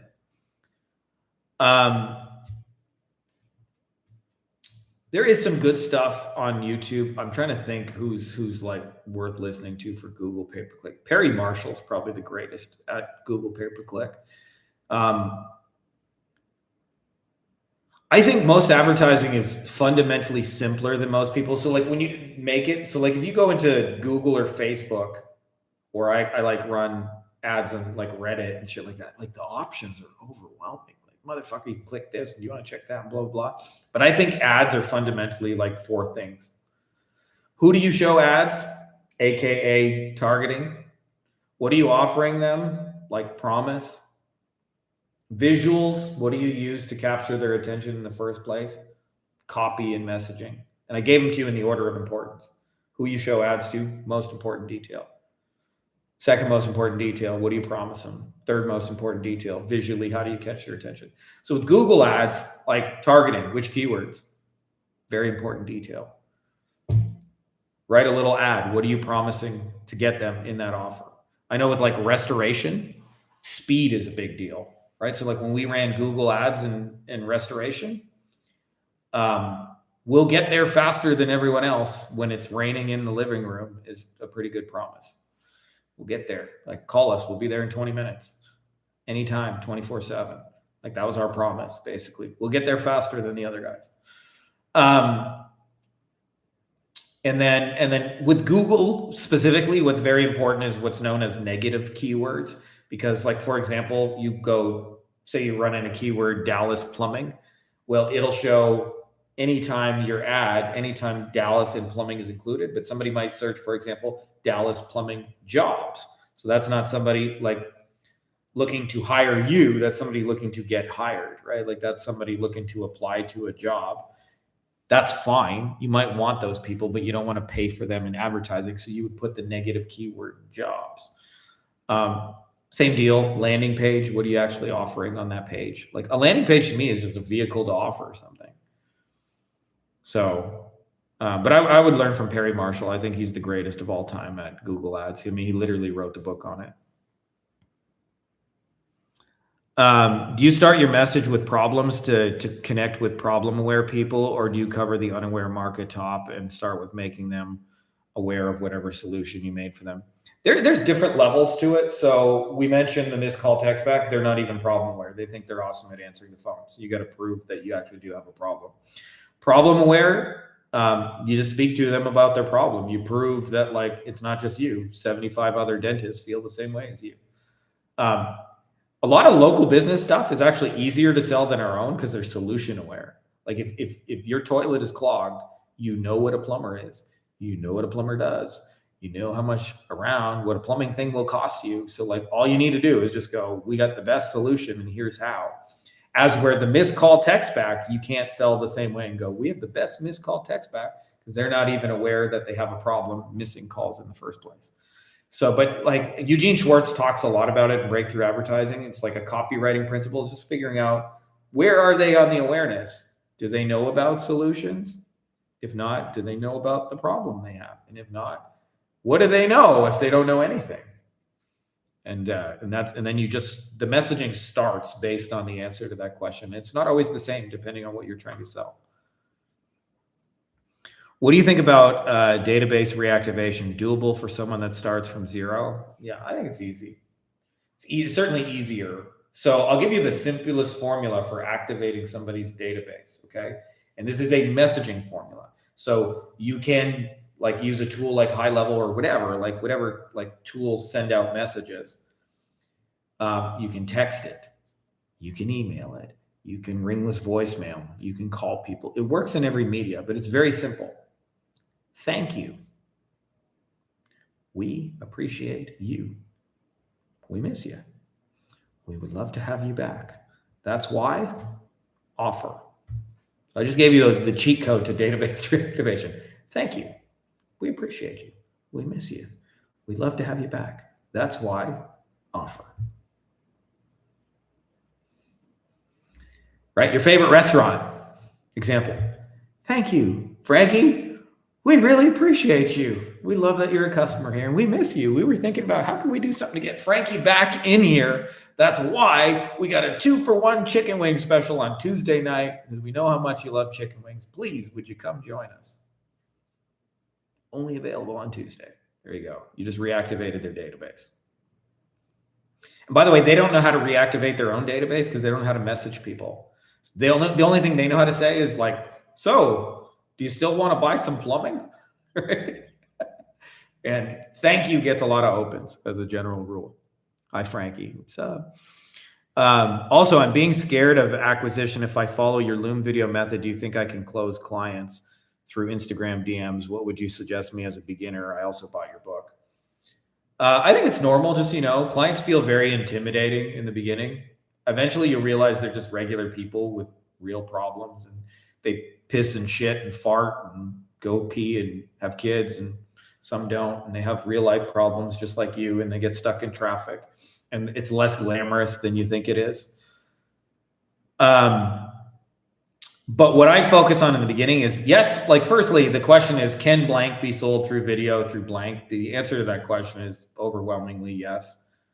It can and should be done. Having said that, I would get very, very focused. I would get like a niche. I would figure out what their problems are. And I would figure out like an offer that's going to be meaningful to them. And then I would begin that process. I wouldn't skip those steps before I just start messaging.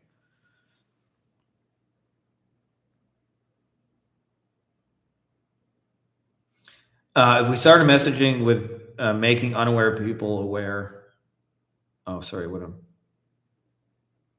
Why are my comments not showing up? I don't know. That one showed up. So if other ones aren't showing up, it wasn't that one. If we start our message with making unaware people aware, it's much better because we don't know the people we are targeting at which phase of awareness. And so this would cover every phase or level. Yes or no? Believe it or not, like if imagine your toilet is clogged and you need a plumber, you are in what I call the solution aware stage, because you know what a plumber is, you know how to find them, you know what a give or take what it might cost you. You know, basically how the plumbing process works. You're going to call them. You know, there are many plumbers on Google that are available at your disposal. If I meet you with, do you know what plumbing is? Do you know what a clogged toilet is? It's going to sound like really elementary and stupid. So you want to always get clear on, like, you know, what is their understanding of this problem. Frankie, getting clients, would you start with cold email or ads? If ads, how much budget? If you have a budget to make ads work, I would always do ads before cold email, always, like 100 times out of 100. Having said that, many of you guys starting out do not have budgets. And I'll tell you how I like to personally do ads, especially when you're new. Okay, so I have a formula I call my hand raiser formula. I recently did some videos on that, or ad video anyway. It's one of the like last two on this channel or whatever, besides the one we're making right now. What I'm really trying to test in a hand raiser is which problem they're trying to solve and which person they're trying to move towards. And what I do is with Facebook ads, I test with little $50 to $100 budgets. So what that means is if I find an ad that works, I can scale it and spend a lot more money. But if it doesn't work, the worst case scenario is I'm going to lose $100. That's the worst case scenario, which I can handle personally. I don't know if you guys can, but so if you got the budget, like that's what I'm doing is I'm doing little tests that when I get it right, I then put a bunch of money behind. Now, what most people get confused about when they run ads is they think the expectation is clients just show up on the other side, like ready to go, ready to buy, and they're like ready to ninja hurl a credit card at you. And what they actually will begin to express when you advertise, or if you do outreach, because this is how people buy anything high ticket, it will begin with curiosity. It'll begin with, tell me more about that. So what I'm looking for in a test is not, do a bunch of people buy my shit because I spent $100 on ads? I'm looking, do like 5 or 10 people say, tell me more, tell me more. And that tell me more can be expressed a lot of ways. So like sometimes I'll put a form on a website and say, if you'd like to know more, fill this thing out. That's them saying, tell me more. Sometimes I'll say, if you'd like to know more, drop a comment below this ad, and they'll go, tell me more. Sometimes I'll say, message this page, info, and then they'll message the page, and that's them saying, tell me more. So what I'm looking for when I run ads is if 5 or 10 people tell me more. Now, when I suddenly see, hey, 5 or 10 people are interested in this, I spent $100. By the way, the math on ads for our kind of shit is really, really good. So if you spend like if you have $1,000 a month service and you get just like one person for $1,000, you won't make any money month 1, but like months 2 through 12 or however long they stay, you'll make a lot of money. And so like the math for agency offers are really good as a general rule, but they're tricky to figure out and troubleshoot in the beginning. So what happens is when people say I'm interested, then what I typically do is I build out complexity in that campaign. So just like I said earlier, like if I say to you, hey, the boys and I are going for some chicken wings on Sunday night. You want to come hang with us? We're going to watch in the World Cup. If you don't say I'm interested, if you say, no, I'm a vegetarian and I hate soccer, like I don't need to put together the details. But if you say, yeah, now I need to put together the details for you to move forward, like details about when and where, what place are we going to exactly, and how much money do you need to bring, and like you may have an objection, like is Dave going to be there? I fucking hate Dave. Tell me Dave's not going to be there. I told him not to say anything about blah blah blah. Dave's going to be there, but he'll be behaved, right? Whatever. So what happens is when people raise their hands, then I build out details about the same thing. So I will bring ads that bring proof. I just did a whole video, by the way. There's lots of ways to bring proof other than case studies and testimonials. Everybody thinks proof equals case studies, but there's tons of ways to bring proof, even if you've never done it for a single client before. So I bring proof ads to the same thing, and I'll like literally retarget the same person. Proof ads. I'll do like sort of explanation of the methodology, like how we're going to get you a result. I call those plan. ads, and then I'll do objection handling ads, reasons you would say no, I address in ads. And then all of a sudden that same person starts seeing 12, 15 ads, and collectively they create conversion, and conversion means, hey, go watch my video, and then they come through as a sale. So if you have the option to do ads, I would do that. If you guys don't, but there's different ways of doing this besides just outreach, just so you guys know. I think most people are locked into this idea that you have to do outreach. In fact, people message me every week and say, I got to do outreach. No, you don't. There's lots of ways to get clients that are free, by the way, that don't involve doing outreach.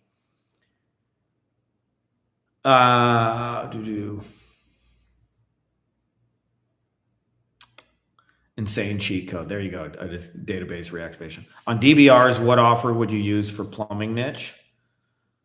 I'd have to think about that, like, to be honest with you, because like you want something that's evergreen, not something that they can only call you when it's overflowing.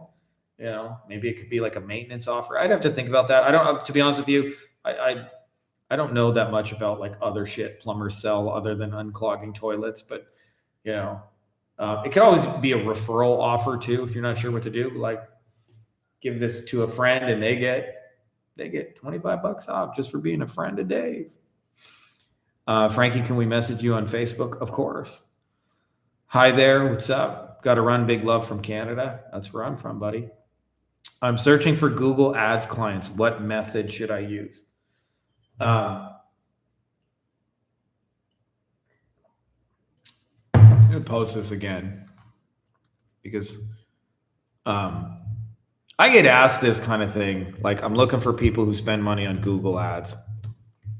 And the truth is they don't walk around with signs on them and be like, I'm looking to give money to somebody for Google Ads. This is why it's, like, to me, very important to pick a niche and identify the people who are spending money in that niche and then figure out who exactly they're trying to bring through Google Ads. Because it is a night and day difference to go to, say, a plastic surgeon and say, hey, I can run Google Ads for you.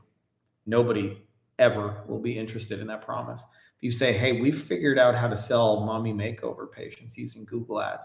We figured out how to get rhinoplasties using Google Ads, and you can start getting them like this week. You're gonna have much better success because you have a clear promise.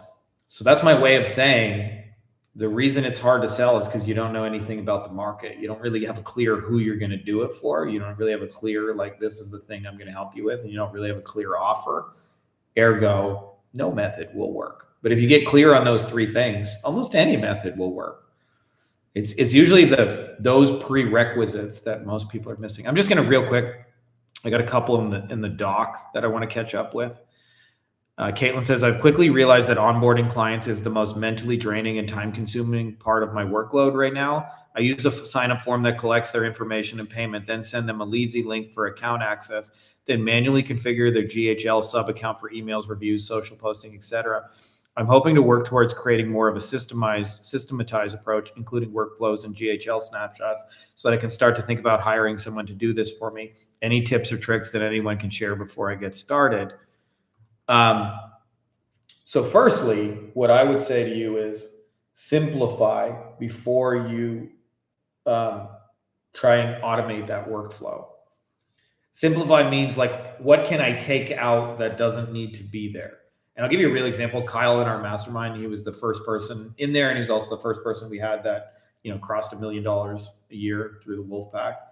I remember he was doing SEO for attorneys, and every single time you would get an SEO client, they would have these shitty websites, and he would spend like weeks fixing their shitty website. And it was driving him crazy because it was like most of the headaches were with the website. And I asked him, I said, here's an 80-20 question, by the way. I said, Kyle, what's actually driving the results? And he said, their GBP listing, like their Google map, whatever you want to call it, listing, Google business profile. And I said, well, if their Google business profile is what's actually driving the results, why don't you just not touch the website at all and you double down on the GBP? And so it eliminated all these website redesigns from his system. And then when he went to scale, it scaled like a whole bunch easier, right? So my first question is, how much of that shit needs to be there? GHL snapshots, emails, reviews, social posting. Like that sounds complexity. So there's probably some shit that don't need to be there. Secondly, whatever's left, what can you automate? And then for what's left still, that's when I bring in the human element of standard operating procedures, also known as an SOP. And it's like a set of step-by-step instructions so that you can hire almost anybody. By the way, if you have SOPs, you don't even need full-time help. You can hire like part-time people as long as like if I ran a restaurant and I have all of my recipes documented, like step 1, step 2, step 3, this is how we make our burger. I can hire a part-time cook and I don't really need him to be all that intelligent. I just need him to like follow the steps. You know, if he happens to be intelligent and can figure shit out, that's useful, but I don't need him to be, I just need him to be able to follow the damn recipe. So like those 3 things will eliminate like 90% of the headaches. And then also there's the client component, like where is it getting stuck with them? If you can remove things and make that more frictionless, that'll help too. Jason says, Frankie, once get our Loom videos done for a specific industry, I assume it's a good idea to upload it to YouTube in some form. If I want to get some of those 5-cent YouTube clicks you're getting with YouTube ads, how do you target and get those crazy cheap views? Actually, I just checked. We're up to 6 cents. That's in Canadian though, so that's not like real money. So it's probably 4.5 cents real money clicks, but we're at 6 cents now. How do you get some of those? There's a couple of things we do. So one is who I target. I call these side door opportunities. So sometimes if you go to advertise, and every advertising platform is an auction, there's really obvious ways to advertise it. Like back in the day when I used to do ads for attorneys, I might just go like let's say I did SEO, SEO for attorneys. Right. The problem is like when I go to Google ads and I bid on that keyword, it's like $30 a click. And like how many ads can you afford to run if it's $30 a click? But then I would find that there's like 5 companies that do a lot of SEO. So for example, there's a company called Consult Webs. If I bid on the keyword Consult Webs, like nobody's trying to bid on that keyword. So I can like advertise for 5 cents. Is that a different human being? The person who searched SEO for attorneys and the person who clicked on a company that does SEO for attorneys? Not really. So I'm getting the same person at a different stage. And so that's one of the pieces to the puzzle is I target what I call shoe stores. I find all the people who have buying audiences and I target their channels. Like nobody's trying to target Filevine except Frankie Fihn, but I know that's all the lawyers who own a CRM and therefore spend money on leads and things like that. So side door opportunities are part of it. Another key detail is we keep the traffic domestic on YouTube. So if you run a YouTube ad and you try and get people to your website, the cost goes like 10, 20x. If you try and send people from a YouTube video to another YouTube video, you get really cheap traffic.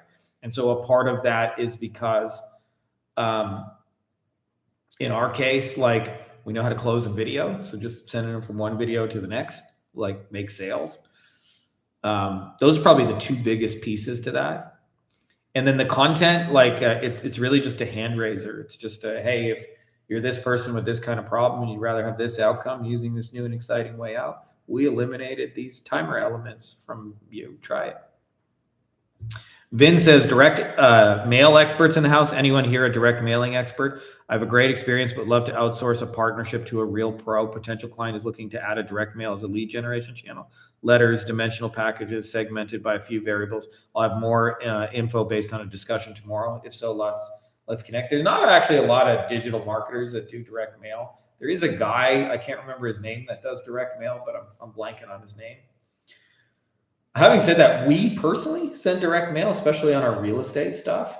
And 2 services I use most frequently. One is called click2mail.com, and the other is called Handwritten, and the word written is spelled with a Y. Click2Mail sends mass personalized letters, so you can get 100 different people, and I can write Dear Frankie, Dear Vin, and I just put, just like an email list, I put just Dear first name, and then I upload the list, and each time it sends it, it does it. And it's not even more expensive than sending the mail yourself. They're so damn cheap. It's like $1 a letter. And then Handwritten does personalized handwritten notes. We usually send those more after people are clients because they're more expensive. They're like, $4 or $5 a letter. So, I'll send direct mail piece to say, hey, thank you, client. We appreciate you. And they get a handwritten note in the mail. Those are like my two go-tos. And we use a lot of direct mail. I wouldn't say we're like masterful at it, but I don't think direct mail is fundamentally different than any other channel. Like, I think if you understand people and how people decide to buy things, you can make direct mail work. I think if you think direct mail is some secret beast that's somehow different than a Facebook ad, you'll get caught up in like, should I use a red stamp or a blue stamp? I'm not saying all that stuff doesn't matter, by the way. It does. But I think more about the person and less about the red stamp, blue stamp. Like, what am I actually promising that person? Jason says, I just made my first Loom format, ready to film my first Loom video. Dude, I think I applaud all of you guys who are attempting to do this, because it's like, it's better for everybody. Clients don't want sales calls any more than we do. Owen says, how do you get clients for a content agency? I've been running a cold email campaign, sent over 1,200 emails, booked 0. I'm not doing mass Instagram outreach because they go to spam all the time and get 0 replies. I'm also active on subreddits and giving free value, but nothing is converting. Please help. So I kind of answered this question a few ways already, but I want to highlight something that I think is going to be really important for you guys. You are not selling a service. You are selling what your service does for someone. And those are not the same thing. And I'll give you 3 examples, okay? I used to sell websites back in the day. I don't really sell a lot of websites these days anymore, but I've sold hundreds of them over the years. And when I sold websites as websites, not only were sales hard, but the amount of money I got paid to build them was small. So I'd be like, it's a WordPress website, customized to your liking, blah, blah, blah. So when I sold the service as a service, hard to sell, barely got paid. When I sold it as an outcome, so like 3 that we did in the plastic surgery space was, we had a mini website that would help you sell mommy makeovers. We had a mini website that would help you sell rhinoplasty. And we had a mini website that would help you sell liposuction. Now, actually, we had a 4th one, facelifts, 4 different procedures. Whenever I sold those, people gave me 10 grand and asked no questions. So when I tried to sell websites as websites, a tool, nobody cared. But when I focused on a specific person, in my case, a plastic surgeon, and I focused on a specific outcome, like who do you want as a patient? There were 4 websites I could charge 10 grand for and get it without any pushback. I'll give you another example. So we had another service for personal injury attorneys doing Facebook ads.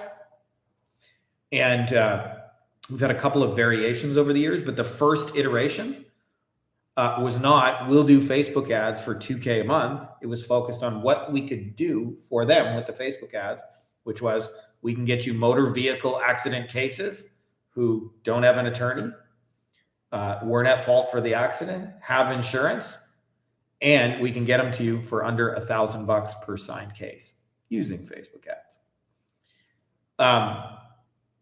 One more example, when I did the 90-day challenge, like, I don't know, year and a half, 2 years ago, however long that was, I'm bad with dates.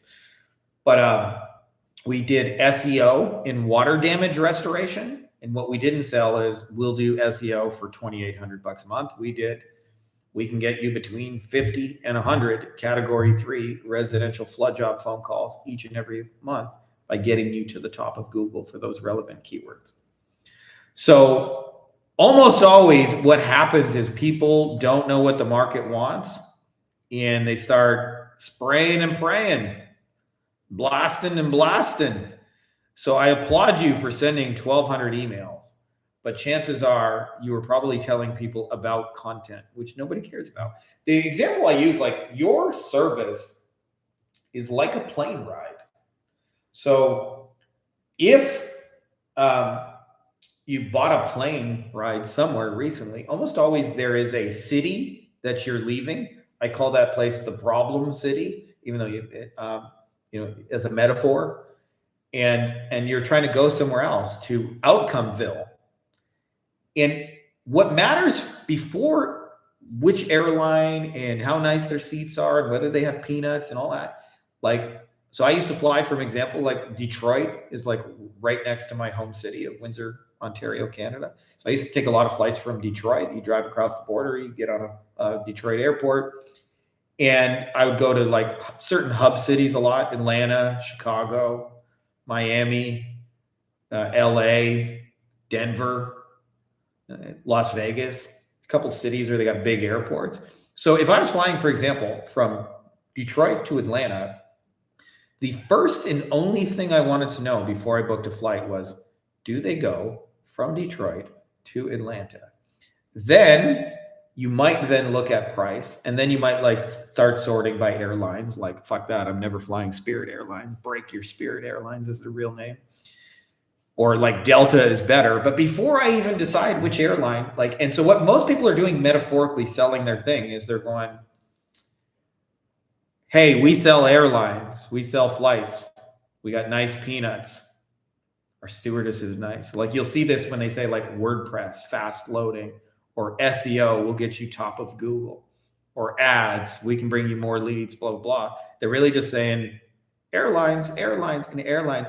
And clients care way more about, can you get me out of problem city and can you get me to Outcomeville? So if you want to sell anything, you need to know those two details.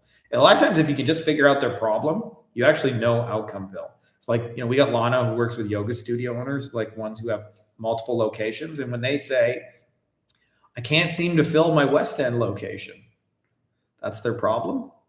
What do you think they want as an outcome? I want to fill my West End locations. Like it's really straightforward, right? So a lot of times if you know the problem, you know the outcome they're after. So if you want to sell that, like, or anything, what most people do is I applaud your effort, but they just start sending messages and they start metaphorically going, plane rides, plane rides, plane rides, plane rides, plane rides. Who wants a plane ride?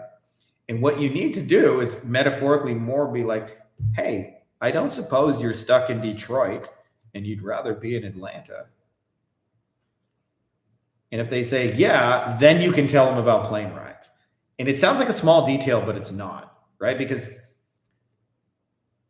they don't wake up thinking about their website. They don't wake up thinking about their Google ads. They don't wake up wondering how they're ranking today. They might check on that shit once a month, but it's not like front of mind. So if you just like, we can get you top Google, you're talking about a thing that's like of minor importance to them. But if you're saying like, hey, I can get you the high margin shit so you can actually make some money and keep your paycheck as an owner. And I never really understood this, but I'll give you like the first time it really dawned on me. I was in Beverly Hills. I was with a famous plastic surgeon, and I was sitting in his office. And he said, Frankie, I don't really want breast augmentation. And I was a marketer. I just assumed more equals better. If I was bringing him patients, he was getting rich. And he said, I don't really want breast augmentation. And I said, why not? And he said, well, I usually charge between $6,000 and $8,000. And he said, and that's how much it costs me to fulfill on it. He said, I have to rent a room in the OR, which stands for operating room. And he said, it's like $2,000, $3,000 to rent the OR. He said, I also have to have all these like anesthetics and things nearby. It's like $1,000 for that. He said, I also got to pay a nurse to come with me to the OR. You know, she gets a salary. And he said, I also got to pay for the implants themselves from Allergan. They're like $1,000, $1,500. He said, when you add it all up, like I'm just working for free and I have liability. So like she can sue me if she's unhappy. I could like, not only am I not making money, but I could lose a bunch of money just getting a lawsuit. And he said, I really want those bigger procedures though. Like you get me some mommy makeovers or some facelifts. Like I make money off of those. And I never really thought about it before that moment that like he didn't value all of those things equally. So almost always people just start messaging and go, I'll get you more sales, I'll get you more leads, I'll get you more customers, blah, blah, blah, come get more. And this is why I'm telling you, if you can focus on who you're bringing them, like almost always a high margin person. And the fact that I'm doing it through a website or SEO or pay-per-click or a GHL missed call text back is almost irrelevant to you. You really just care about, you can bring me high margin people? Yes, I can. In fact, indeed do that. And so your promise is way less airplane ride and way more of those details. Anyways, I missed a bunch of shit in the chat. Let me get back here.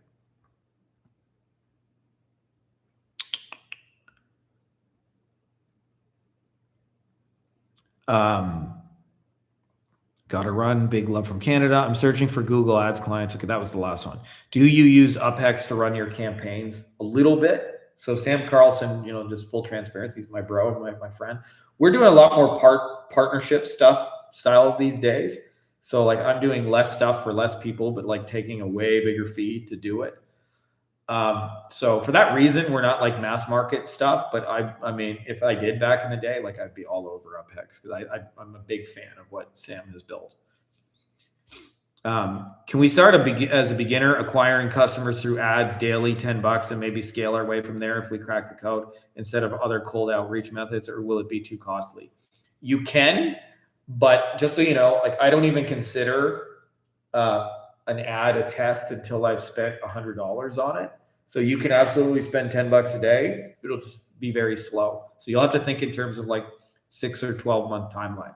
So that means like every week and a half, you've ran one test, and now you have some data for whether or not that angle is going to work or not. And then you build off the shit that works. But usually if you're willing to test 10 different angles, like, and really try and like learn about your market, you can usually get at least one of them to work. And if you can get one of them to work, you can make a lot of money off that one. Would the $1 per day ad strategy work to get Meta my first few local business clients? Budget is limited to $50 to $150 a month. So thinking to do video awareness ads, then retargeting to opt in to view Loom. It can, but you have the same challenge. It's just that it'll be slow. So the point of $1 a day is that you can test ideas for very, very small amounts of money. And then based on how they work, when they work, you can actually turn $1 a day ads into $10,000 a day ads if you want. But you learn on small budgets whether or not they're going to work.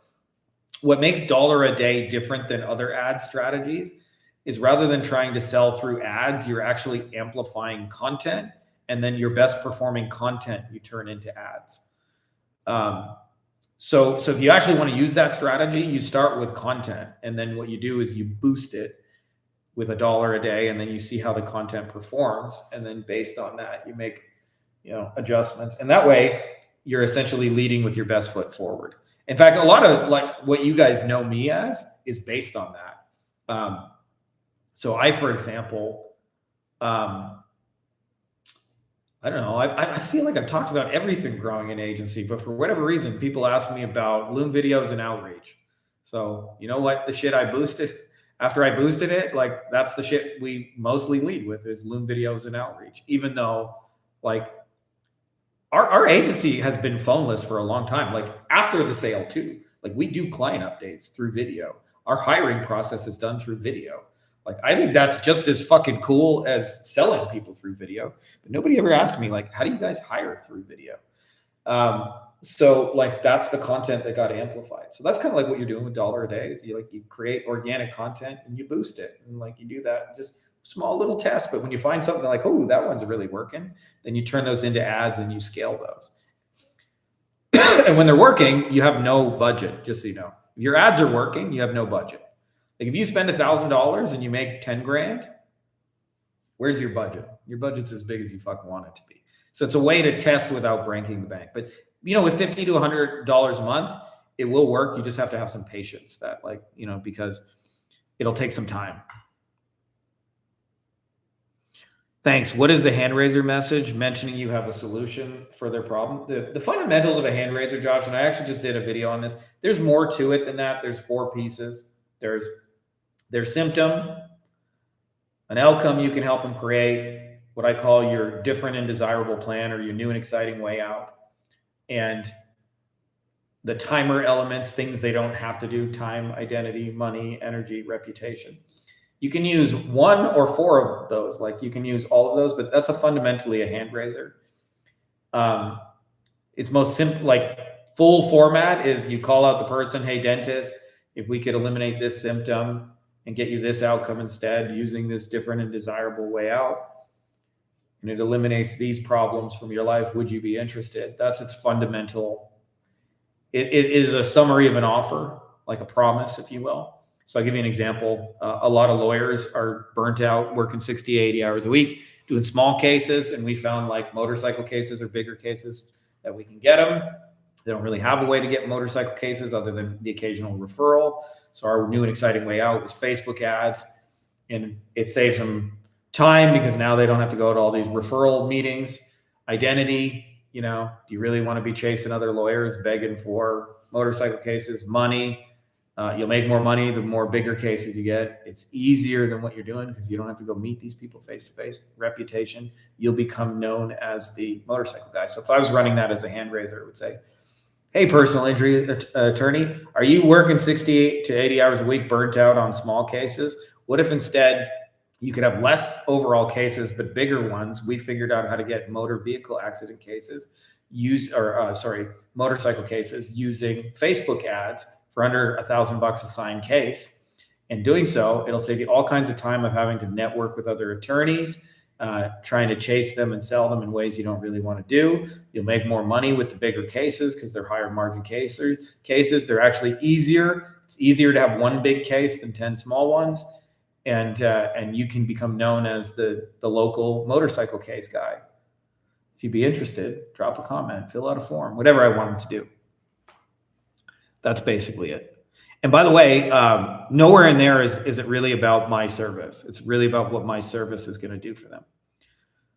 I'll have to step up my game so I can join the mastermind, dude. I think that should be a goal for a lot of you guys, whether it's my mastermind or another one, is to up level and to be around other people who are also up leveling. Do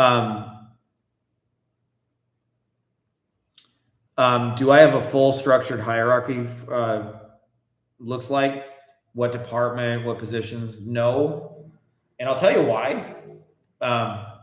Sam Carlson and I have talked about this a lot. So we both built big agencies, and it was stressful as a motherfucker, like just being real with you. So at my peak, like I wasn't that big. I know people like plenty bigger than me, but at my peak, I had 40 full-time employees. So there was a operational manager, there was some account reps, there was a lot of like, you know, fulfillment people that worked in, like, in our case, we did a lot of SEO. So we had a lot of people in our SEO and, you know, some miscellaneous shits, you know, graphic designer and shit like that. And it was a mess and I was stressed out. And like being real with you guys, I was actually really depressed in my first agency because it was like, it was one of the hardest things to go through where you think you make a bunch of money and your life is going to be awesome. And then in reality, you're just stressed out and working all the time. You have no time to enjoy the money. And so what I've come to appreciate now is the leaner and simpler and more profitable my model is, the better. So I like doing simple, repeatable things. And for me, that the model that I actually use today is a hybrid of renting intellectual property and then acquiring partnerships. That's it. That's all I do. So I either rent tools, resources, things, you know, many of you guys think of them as courses, but I actually don't really sell courses in my mind. I create tools that help you do a thing. And then I put just enough training around it so you can go use the tool. And in my mind, what you're buying from me is access to the tool that makes your life easier, not the 2 hours of training that shows you how to use the tool.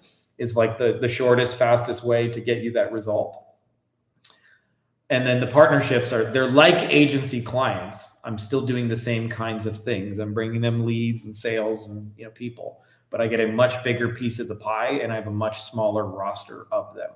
So that's how I operate today. But having said that, like I didn't start that framework until about 4 or 5 years ago. And, you know, I spent 15, 16 years running like a much more traditional agency.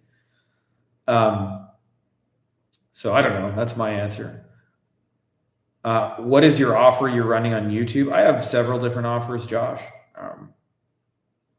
So I have a mixture of low ticket, middle ticket, high ticket, and like ultra high ticket. And they each serve a different function for a different person. So low ticket is buy my book. It's very simple. Many of you guys may have seen it. Buy my book. A lot of my videos end with buy my book. My middle ticket is I have like tools and swipe files and courses and things like that. My higher ticket is agency mastermind, and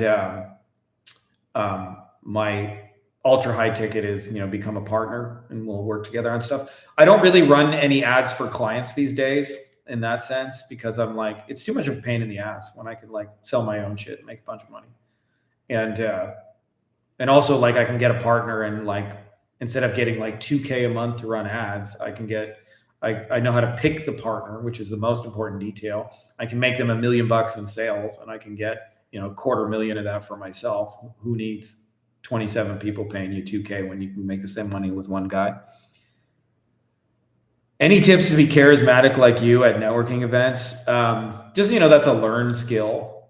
I wasn't always like charismatic and comfortable. I can actually remember the first networking meeting I went to. It was a get rich in real estate one. I took a bus an hour and a half across the city of Toronto to get to it. So I was like a long, long ways away from being wealthy. And I wasn't super comfortable. I felt like the total beginner. And here's if I could give you my formula for networking, it'd be this, okay? Always begin the conversation with them about what they do. Hey, dude. Hi, Dave. Like you see a name tag. Hi, Dave. What do you sell, Dave? What do you do? And then when they tell you, just become curious about it. How long have you been doing that? You got a partner? Where are you guys based out of? What kind of people are you getting? How do you like it? How are the people you work with? Do you have employees? Tell me about it. Like, just become curious about it. People love talking about themselves. Inevitably, at some point, they will turn around and ask the question back to you. They will say something to the effect of, what do you do? And I don't make a big spiel. Like, everybody thinks you got to have this like rehearsed line. I just do marketing. And then I'll say, if you want, I can run an analysis for you, like a quick little skim right now. And then I have three things you can do for any client. Google their name. What do you find? Hey, did you know this person left you a bad review? Did you know your GBP says this? Did you know like a ripoff report is showing up for you? Their website. Did you know your website fucking sucks? It's a glorified business card. Yeah, I've been meaning to fix that. Hey, you just told me a minute ago that like you're an accountant and you don't want to do tax returns anymore and you want to do more bookkeeping stuff. Well, your website still talks about tax returns. So like, don't you think it should be like a bookkeeping website? Yeah, you're right. 3, pull up their social media. Man, if you can't do social media better than an accountant, you should just quit. Like, I don't care if you have 0 clients and you never ran a campaign. If you're worse than an accountant, Dave's accounting, we do taxes. Like, you can't make a better social media post than that. Just quit, I'm telling you. And so almost always like what I do is then show them what I find. And I say, hey, if you want, put together a little quote for you on how to fix it. Give me a couple days. I'll shoot it over to you. That's it. That's networking 101 for you. Talk about them when they inevitably ask what you do. Run an analysis for them, right? Like, demonstrate what you do. Don't say what you do with words. And then tell them, I can shoot you over some details after. Is that cool? That's it. What is that sweet spot revenue where you can enjoy most luxuries while your operational side and systems aren't complex at all, and more freedom to spend most time with your loved ones and families? This is a really good question, dude. How to build this kind of scale in business where you can also buy back maximum time, because more scaling means more hurdle, too much employees and all that. The answer to that question is a lot based on your model and what you're selling. So the people I know who struggle with that the most, in their mind, what they're selling are services, which I don't think you guys are selling services, just so you guys know. I think what you guys are selling is intellectual property. And the faster you realize that, the more money you'll make. So I'll give you an example of this, okay? Give you a real example of how to switch from one business model to the other. So we had a guy in our mastermind, and his name's Tarek. Tarek came to me because he owned a cleaning company in Norway. And then he didn't really want to scale to multiple locations. So the appeal of an internet business where I can do it from home was pretty high. So he said, I'm going to start an internet business. And he made a web design business, and he started making websites for other cleaning companies. And he came to me and he showed me this website he had made for a cleaning company. And it was like their old website was just like, I can't even describe to you how awful it was. And his looked like really sharp and really nice. And it had something that he built on it for himself first, which is, he said, almost all the phone calls you get as a cleaning company are people asking you for prices. How much is it for this? How much for an office? How much for this? How much for a room? How much for a 3-bedroom house? How much for an apartment? So he decided to just put a little quoting widget. This was before AI, but he put like a little widget where it asked you a couple questions, and they would say, yeah, it'll cost you between $800 and $1,000 a month. to do something like this. And it eliminated a lot of the tire kicker phone calls and gave him way more qualified calls. So he built this for a client too. And his question to me is a service-based question. He said, how can I get more web design clients? And I said, Tarek, you're not in the service business. I said, you're in the intellectual property business. You built a website that could probably help 1,000 other cleaning companies. Instead of asking, how can I get more clients? How can you sell this website template 1,000 more times? And what happens is when he switched from service mindset to intellectual property mindset, he could make some really crazy offers. He could like go to a cleaning company and say, hey, listen, I know most of the calls you're getting are from tire kickers asking you how much it is for this and that. And blah. I built a website that'll have that conversation with people and it's already set to go. And I'd like to give it to you for free. Try it out for 60 days. I'll install it. I'll set it up. It's already done. I can have it set up in an hour. And if you don't agree that it eliminates some of those tire kickers, at the end of 60 days, I'll just keep your old website and I'll switch it back. But if you like it, you can rent it from me for $199 a month, which is, by the way, like $2,400 a year. That's how much you would make selling a website anyway. And he started renting websites instead of renting the same website. And so operationally, when he was in the service provider business, every time he gets a new client, he has to meet with them, discuss their hopes, dreams, likes, and desires. He has to create a mock-up, and then he has to show the client, and then there's some back and forth. I like this, I don't like that. Then he would have to get it coded, and he'd have to bring it to the client again, and there would be another meeting, and this would like take weeks and weeks. When he was in the service provider, his operations were messy. When he was in the IP business, it's like, copy, paste, here you go. Like, let me change your color, your logo, and phone number. There you go. Your website works now. And his operational is way simpler. I'll give you one more example of the difference between selling IP and selling services. Scott Tucholke, who's not in our mastermind, but should be. Scott's a cool guy. He's a friend of ours, though. So Scott, he was running YouTube ads for mortgage brokers. And what he was doing is he would get a client and he was thinking of himself as a service provider, as many do. And so he was trying to get people to hire him as the video guy. And so what would happen is he would get a client and he would have to make videos for each and every client because he can't run YouTube ads without videos. And so some mortgage brokers were really bad on video. Some would just never make them. He'd have to badger them like 75 times. Can you please make the video? And it was a pain in the ass for everybody. And then he'd have to edit them, chop it up. And operationally, when he was a service provider, one day he got the idea for a client. Why don't I just make the video? Because it, like, most people don't care what your mortgage broker looks like anyway. They're just going to be calling them on the phone, looking up for a cheaper rate. Why don't I make the video? And at the end of it, I'll say, call this number or go to this website, sorry, in his case. And then what happened is normally the mortgage broker has a conversation. They're asking like 3-4 details to qualify the person. Like, do you own your home? You know, like basically they just want to see if they qualify for a refinance or not. And so Scott created a little quiz website that would ask the people like 3-4 questions. And then based on their answers, like pass the lead over to the broker or not. And so what happened is he went from when he was a service provider, he was trying to get clients to make videos and edit them and film them, and they would suck. And he'd have to, oh, your audio was broken. Can you reshoot the whole thing? And it would take him a month to launch ads. To he created one ad that worked with him in it, not the mortgage broker. And when a client signs up, they get the same ad. The only difference is the call to action says to go to a different website each time, right? Because the mortgage broker changes. Then it goes to a landing page. It's the same quiz funnel every time. It'll have a different mortgage broker's name and phone number and picture, but it's the same damn funnel every time. And he could set that up in 10 minutes. So scale super easy. So I meet people all the time, to answer this in the most long-winded way possible, but they think they're in the service business. And so I meet people who have $3 million agencies where they're only making 160 a year and they have 87 clients and complexity and operations, and they got a leadership team, and they got what the EOS people call quarterly rocks. So they got all these goals and shit like that.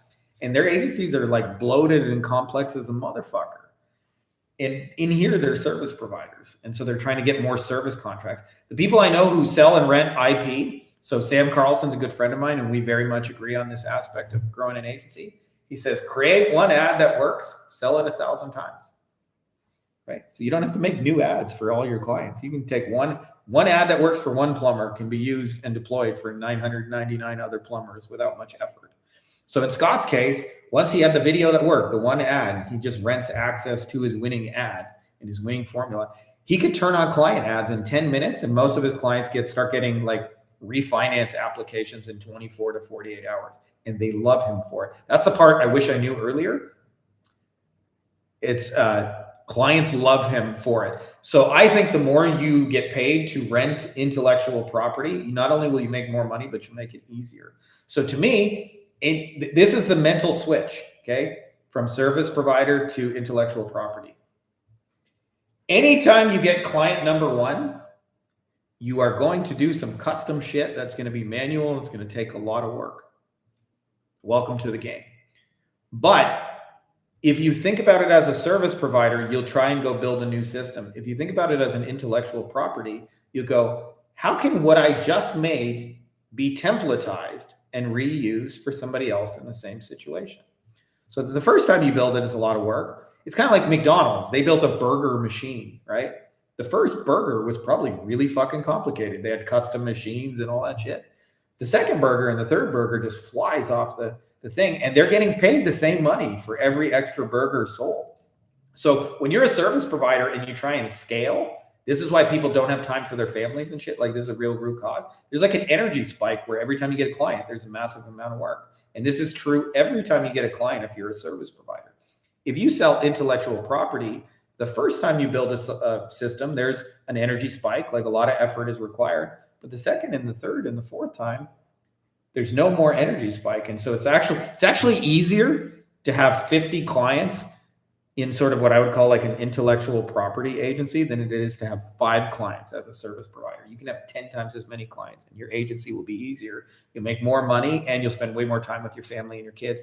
And you can template out like how to implement your IP. Like in Scott's case, he can template out how to launch the YouTube ad and get a VA to launch the YouTube. There's not even a rule that says he has to launch the ad, right? Like, they can fucking launch the ad.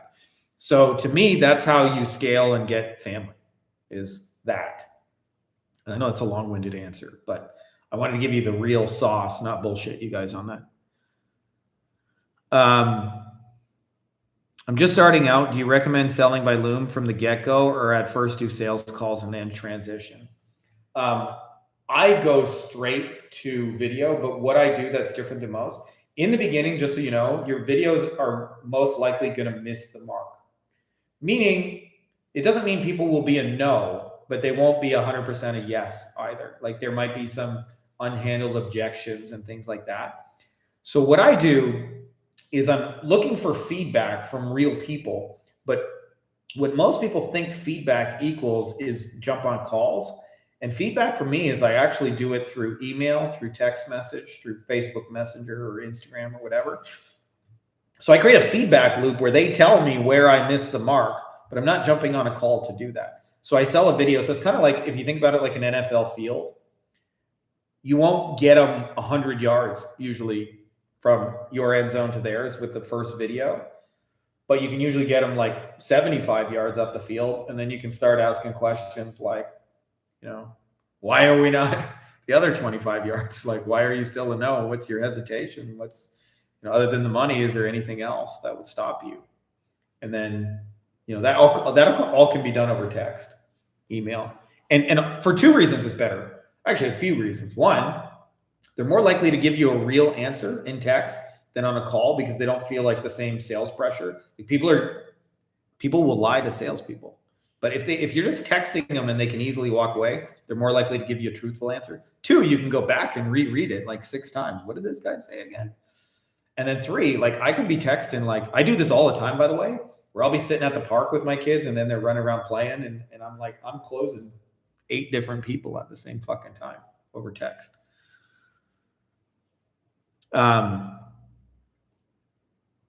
This means many business owners making 500K a month, even though they're making more, but they never get to spend time with their loved ones and on what they like. It's better to do a job because it gives them more time, isn't it? For Instagram DM strategy, should I first use opener so I get reply and land in primary and then send Loom? How does your process work for IG? If you ever did first, and it's Loom, same for all. So first question first. The spend time with family. Yeah, I mean, like, that's why like the model and the structure is everything. Because if you do it wrong, you know, you just build a prison. My first agency was a prison, by the way. Like, I didn't know it, but I built a prison that made me a lot of money, but made me miserable. My second agency was a lot smarter. And now I do the opposite. Everything is optimized for life first, business second. As far as the Instagram, so I don't really use a lot of Loom on Instagram, but just my target audiences are not really on Instagram. You know, I've sold to attorneys and I've sold water damage restoration companies most recently, and like they're just not like really Instagram people. Having said that, I mean, I've taught this process to hundreds, and we got lots of people using Instagram. Generally speaking, yes, get them to raise their hand and reply, then send a video. And part of the reason is like, they have to admit to themselves they want what you got before you can actually start closing them. The hand raiser is just as much for them as it is for you. For them to go, yeah, actually, I do want some Invisalign people. If they don't say that to themselves, you know, it's hard to close anybody who hasn't mentally come to their own realization they want what you're promising. Just discovered you today. Amazing insight. Appreciate that. There you go. And I saw the word mortgage broker in there. Yeah, that's one of those cheat codes I wish I knew years earlier. Two things I know is that like we're really in the intellectual property business. Like Tarek was trying to sell a service. How do I get paid as a web designer? But when he started going, how do I rent access to a website I already own and control? That's like that's a more of an investor question. You make more money. And then here's the hack that I discovered in the last 3-4 years, which is what my second book over there is about, is that you can acquire intellectual property from other people for pennies on the dollar. So like, imagine you could walk into New York City and there's $1 million high-rise condo, and you could be like, I'll give you $100 for it. And they went, yeah, all right. Like, you're almost rich the second you get it. And there's so much intellectual property that's out there online, underutilized, that can be acquired for pennies, where people like literally will just give you. And unlike real estate, the $1 million high-rise condo guy knows it's worth $1 million. In the digital world, if they're not doing anything with it, they often don't even know they have $1 million high-rise. Like $100 is like, it's plus 100, not minus 999. You know. My business partners and I are trying to figure out building a lead generation machine for ourselves to be run by a team member who become an expert in the SaaS or lead generation business. Yeah, I mean, I think that's a smart strategy in general, just, you know. Have I ever done equity deals versus cash flow deals? Yeah, almost everything I do these days are equity deals. The only people I have on retainers, just, you know, have been with me for more than 5 years. I haven't like added intentionally, by the way, because I'd rather have equity than you reach a point where your life needs are met by your cash flow. And so more retainer clients is like often more headaches, but more partnerships is a chance to own stuff. So like, to me, you know, if we can own and control shit, I'm always down. I should do a client acquisition tier list video. I'm down for that. I'll make a note of that. That one. Yeah, by the way, I think most people get this tier list backwards and start with the hardest shit first. So how can so now you make less, but good lifestyle? Good to hear that. Nice. Most millionaires, how you think their lifestyle is like how we imagine they're enjoying and bought back all their time. Some do, some don't. Like many people who are millionaires, like, are in my world, are like busier and have no time for anything. I'm not saying I'm not busy, but I'm usually busy because I have a lot of life shit going on, not just purely like business shit. Part of it is I optimize for time and energy first and money second. It's and obviously like you can't do that when you're in the beginning stages. Like, for those of you guys who are less than 10K a month, you probably got bills to pay and shit to worry about.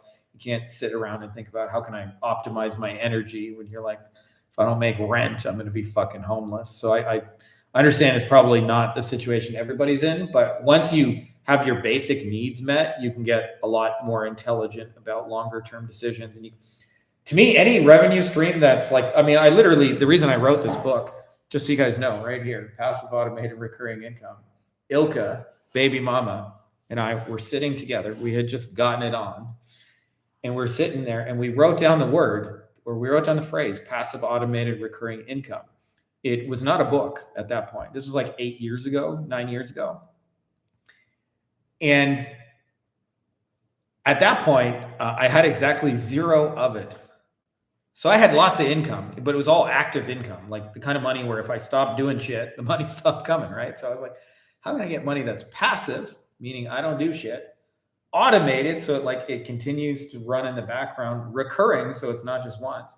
And I was like, I realized not all income was created equal, and that was a special flavor of income, the passive automated recurring. And so I became obsessed, and I had a mentor who like really lived that shit. And I started like getting all these downloads about things he had said over the years. I remember one time, so he does like 10 million a year. His name's Ken. And I remember hanging out with him, and I was expecting him to teach me these like deep business lessons. And I literally never saw Ken work, never. And it was like, Ken worked 5-10 hours a week. And I was like, when do I see Ken do shit? And I was like, Ken, how do you even do this? And he said a line that was like so powerful to me. It rocked me when he said it. He said, well, buddy, basically I like doing things where I can do them once and, get paid for them again and again. And I realized when he said it, I was like, everything I was doing was do once, get paid once. I had nothing that was do once, get paid again and again for something I had made a long time ago. And so I didn't really have any answers to it. It took me more than a year to figure out how do I actually make money that continues to work from a single effort. And I'll tell you the first time I actually did it, it was totally by accident, but I tapped into something. A client came to me and he said, hey, Frankie, you're running these Facebook lead campaigns. And he said, well, there's a problem right now. He said, we just had one of our receptionists quit. We only have 2. So that's 50% of our phone answering. I know we're supposed to call the leads. I know we're supposed to do shit, but we're short staffed right now. Is there any way you could put some kind of automation in place to follow up with the leads and just let them know we're going to contact them? And I went, yeah, there's so I was using a tool called Aweber. I still use Aweber. I'd probably use High Level today, but I was I used Aweber. And so I set up this automation, and it just it sent an automation hey, we received your message. We're going to be in touch. And then it sent them testimonials and started kind of selling them the service kind of thing. And he said to me, what do you want for it, Frankie? Now, here's a guy who's paying me $2,500 a month. And I was like, I just want you to not cancel your $2,500 a month. That's what I want. I'm like, hey, dude, how about this?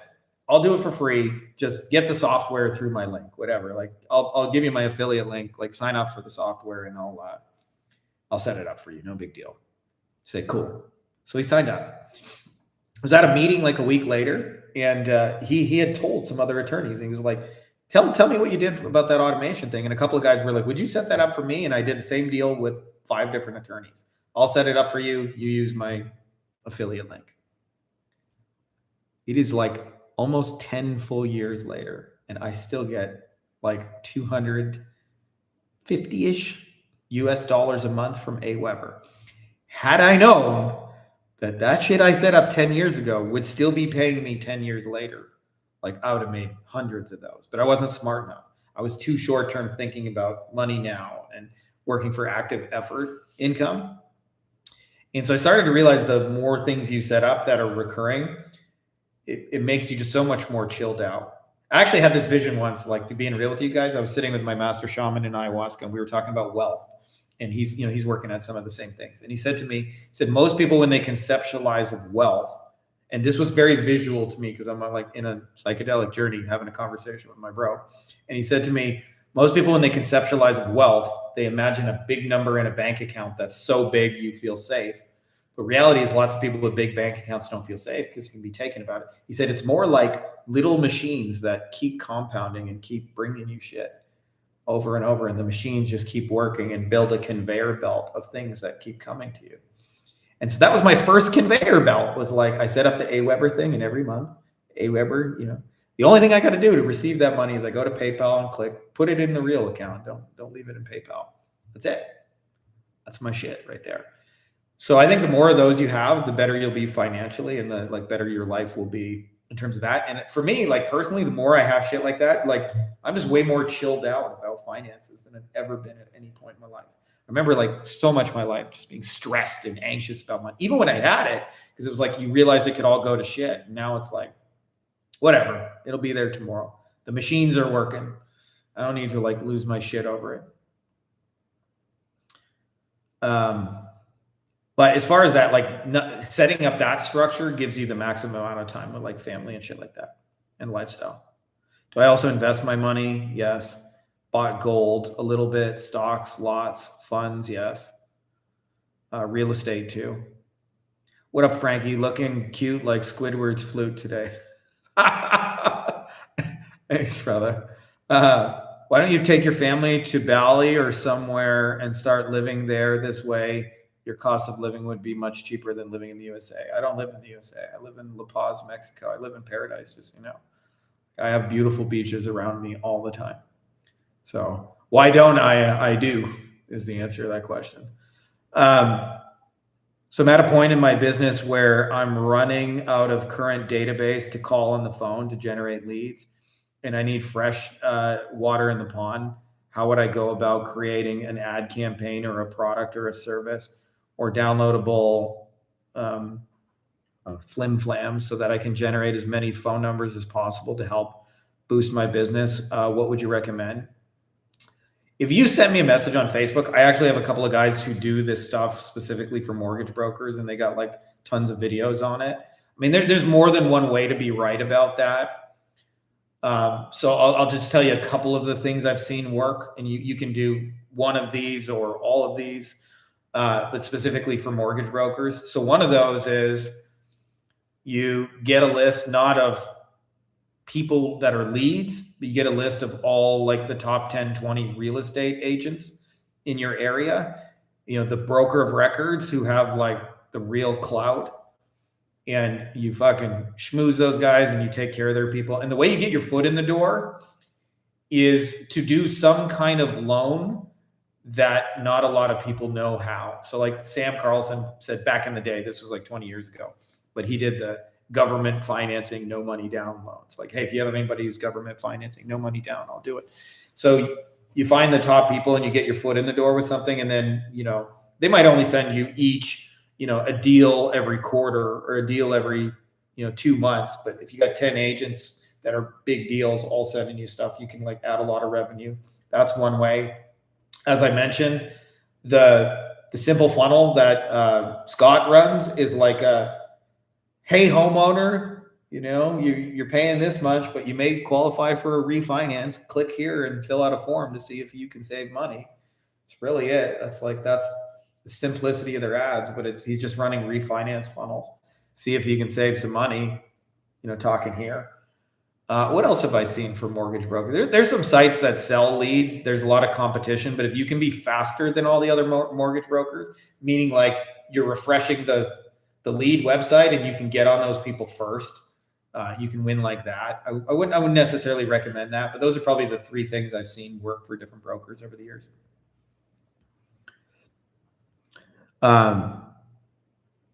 What do you think the best closers say differently than average closers? I actually think the best closers know how to demonstrate. There is confidence and certainty. It's very rarely the language itself. But I'll give you an example. I wrote about this, but there was a dude in Florida who sold hurricane-proof windows, and he was the #1 salesperson in the entire company. and he outsold number like 2, 3, 4, 5, 6. And this was a pretty big company that was all over the state of Florida. And they brought him to the big annual conference, and they were like, dude, how are you selling so many windows? And everybody thought it was like a magic phrase or some words. And the answer was a demonstration.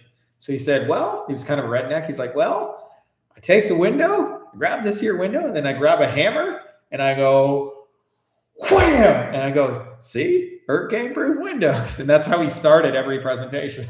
It's like he grabbed a window and he grabbed a hammer and went, whoosh. And then he didn't have to tell them, like, our windows can like survive a hurricane. And so there's a tendency to think top closers are doing it with words. I will say there is a level of confidence and certainty. And then the other thing that helps is just knowing a lot about the problems of the people you're helping. Like a lot of times when I would talk to a lot of attorneys, they would say, I just need more clients. And I'd say, tell me about that. And they'd say, well, I have roller coaster income. And I'd say, what do you mean roller coaster income? And they go, well, I got a couple of referral partners. Some months they send me $100,000 in business. Some months they send me 2. I don't know whether I'm going to make 100K or 2. And that's made it really difficult because, like, should I hire people and scale this thing? Should I save money and try and keep the lights on? All I know is I got a business I have no control over and I hate it. And I don't know whether I'm going to be busy next month or not. So I would hear that like 100 times in a row. And so I could get on a call with an attorney and they would say, I just need more clients. And I go, hey, can I ask you, Dave, do you just need more clients because you got roller coaster income?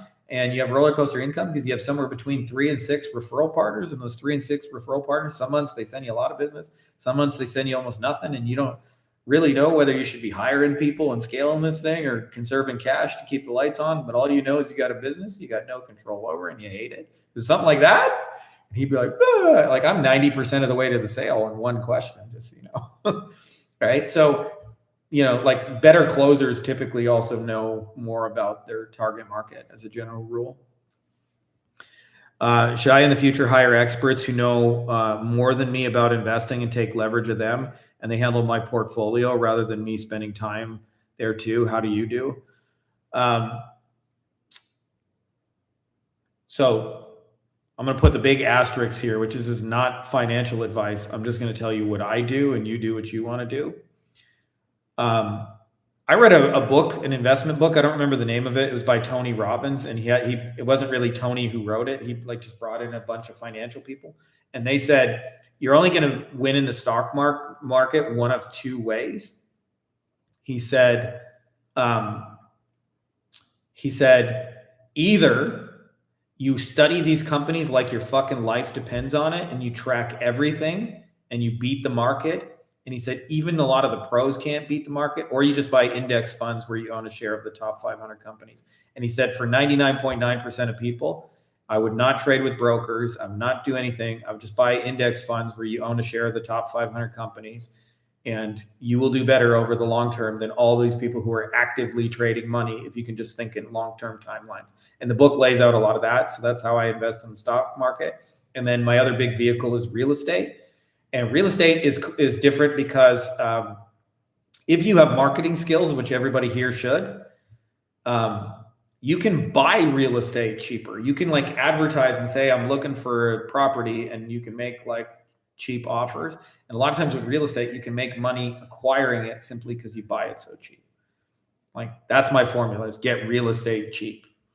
And then index funds that continue to compound in the background. Like that's it. Like that's my 2 biggest things that I'm doing, just so you guys know.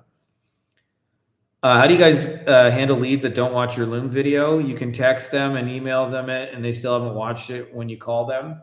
I don't call them. And Loom, by the way, tells you when people watch it. It'll send you an email and say your shit's been viewed. So I think everything is an offer. So if they haven't watched your video, like what are you promising they're going to find out inside of watching that video? If you say, watch my video, that's not nearly as powerful as like we know. We had the Guelph mortgage broker there. I'm assuming that means Guelph, Ontario, by the way. It's not too far from where I'm from. If we say, and this is a real promise I just helped Sam come up with. He's working with mortgage brokers. Like he's got guys that they're adding $250,000 a year in deals. So originally he was saying, watch my video. And I was like, yeah, but why? Yeah, because I'm going to show you how brokers are adding $250,000 in deals every quarter. Like that detail matters whether they watch the video or not. So if they're not watching it, like check the promise that you're saying is inside of what they're going to get. The Loom video method you showed, what channel you use and how many cold people would you send these daily and how many would you take interest and how would they buy from you? That's a loaded question. So we have a lot of people using Loom videos and lots of people send them cold. I do not personally. What I do is I publish content in what I call shoe stores, people with buying audiences. And then people find me and then I send them a video and say, watch this. And that's how we close people. But having said that, like, I don't know, it works on people. Like it's like what a Loom video is in a nutshell is you're answering all the questions they would normally ask you in a sales call in the order they would ask them to you. And you're demonstrating it visually so it's easy to understand. That's what you're really doing in a Loom video. So it's like if you jumped on a call, that's the same shit they would ask you is exactly in a Loom video. So it works on people. It's kind of the point. So like, too many people ask me, does it work on this channel? Does it work on that? Like if you figure out what people want, you can sell it through video. If you don't, you won't be able to sell it through video.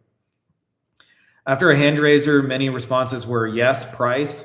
This was for direct mail advertising pieces, quick PDF, including prices, or straight to Loom. Actually, usually when they ask, Jack, I just do, I use my IVQ formula. So I used to hide behind price, but now I tell them the investment is blank. Then I tell you the value, like for that, you're going to get blank, and I qualify who it's for. So, like I think of an example, like I was on this webinar and I watched these lawyers sell 100K a year consulting packages just by using IVQ formula. So somebody, they had a product that was like, hey, well, we got winning commercials and we'll put them on TV for you. And we used to work for the media, so we know how to get like cheaper advertising than you do because we know what they can really do behind the scenes. And a couple of lawyers said, I don't really want to use your commercial, but do you guys do consulting? Because I'm interested in how you buy cheap media. And they were like, yeah. So then they said, the investment is 100K. That's the I part of it. And they said, if you're spending $100,000 per month or more on TV commercials, that's the qualifier, the Q part of it. They said, we can save you at least 50K a month on your TV bill. And I watched 5 guys sign up, give them $500,000 right in front of my eyes. There was no long-winded pitch, no video, whatever. I realize most agencies don't know how to present price, but that's how you present price. Investment is, tell them how much. Value, in their case, you'll save 50K a month. And the qualifier was, if you're spending this much on TV. And if you do that right, you'll make it so that whatever you're asking for money and the value will be higher than the money, thereby making the money irrelevant. Correct. Where are you from? I was born in Windsor, Ontario, but I live full-time in Mexico now. But I'm a Windsor boy. So we're, 3 hours apart. Just so you guys know, I'm going to bounce here in about 5 minutes because I got to eat some food. I haven't eaten anything yet. I'm feeling it. After a hand raiser, many yes price. That was for direct mail. Yeah. So present price. Yeah. The GOAT is back. Do you just run image ads on Facebook? Mostly. Yes. My Facebook is a little complex. So everything I do on Facebook always starts with a hand raiser. A hand raiser is a summary of an offer. If I could do this for you, would you be interested? And if people are interested, then I build out campaign complexity. I'll sometimes bring proof ads that I retarget people with. I'll sometimes show them how the methodology works and retarget them with that. I'll sometimes answer objections and questions and things like that in ads. But it always starts the same way. Little hand raiser, test the basic idea. If the basic idea works, I build out complexity. If it doesn't, I don't.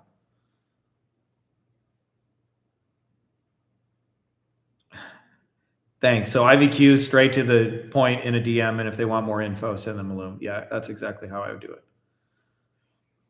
You look lazy though, by face. Who wouldn't want to work? But man, you're inspirational and funny. Thanks, brother.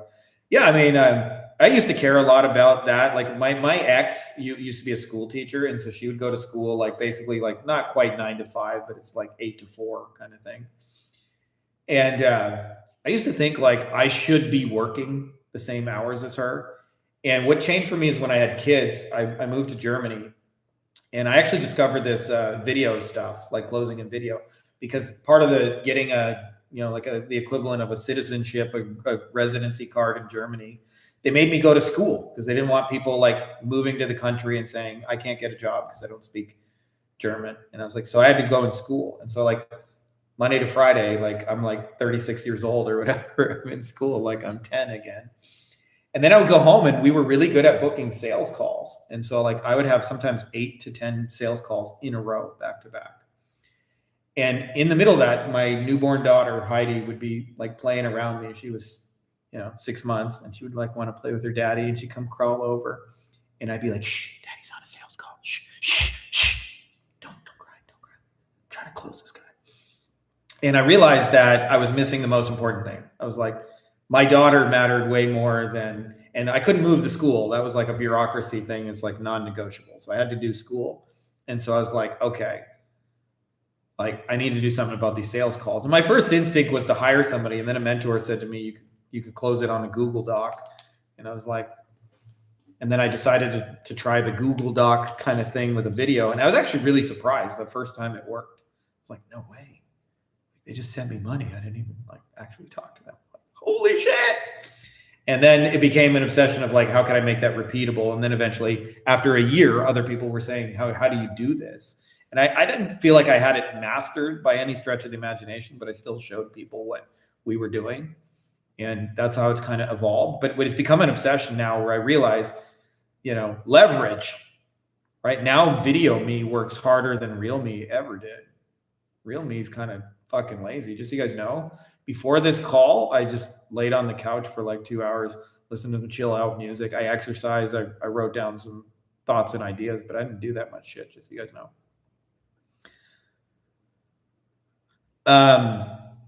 What's the caption for it? I mean, for like, I'm assuming that's Facebook ads.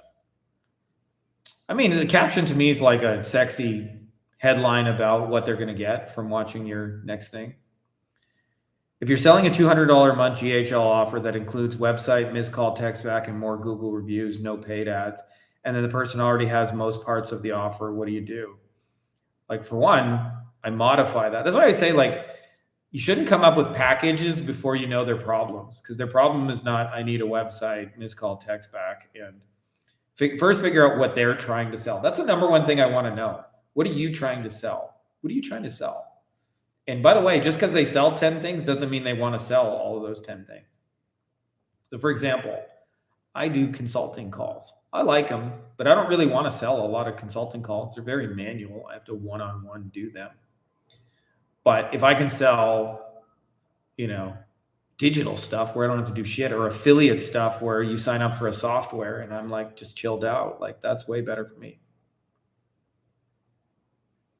Thanks for your time. I'm so just coming back to that question just for a second is like, go back to the drawing board, market research bot. Like don't come up with the packages first, come up with the problems first, then go, what solves those problems? You'll inevitably be different. Most people do this backwards, man. They go, what could I sell? Not what are these people trying to do? If you go, what can I sell? Like maybe in my experience, for every time I've asked myself, what can I sell? I've maybe successfully sold stuff like 1 out of every 20 times. Not 19 times they turn into failures. If I ask myself, what problem are they trying to solve? Like my batting averages are like 75%. I don't hit a home run every time, but almost always when I start with them and their problems, and the thing I come up with like usually sells.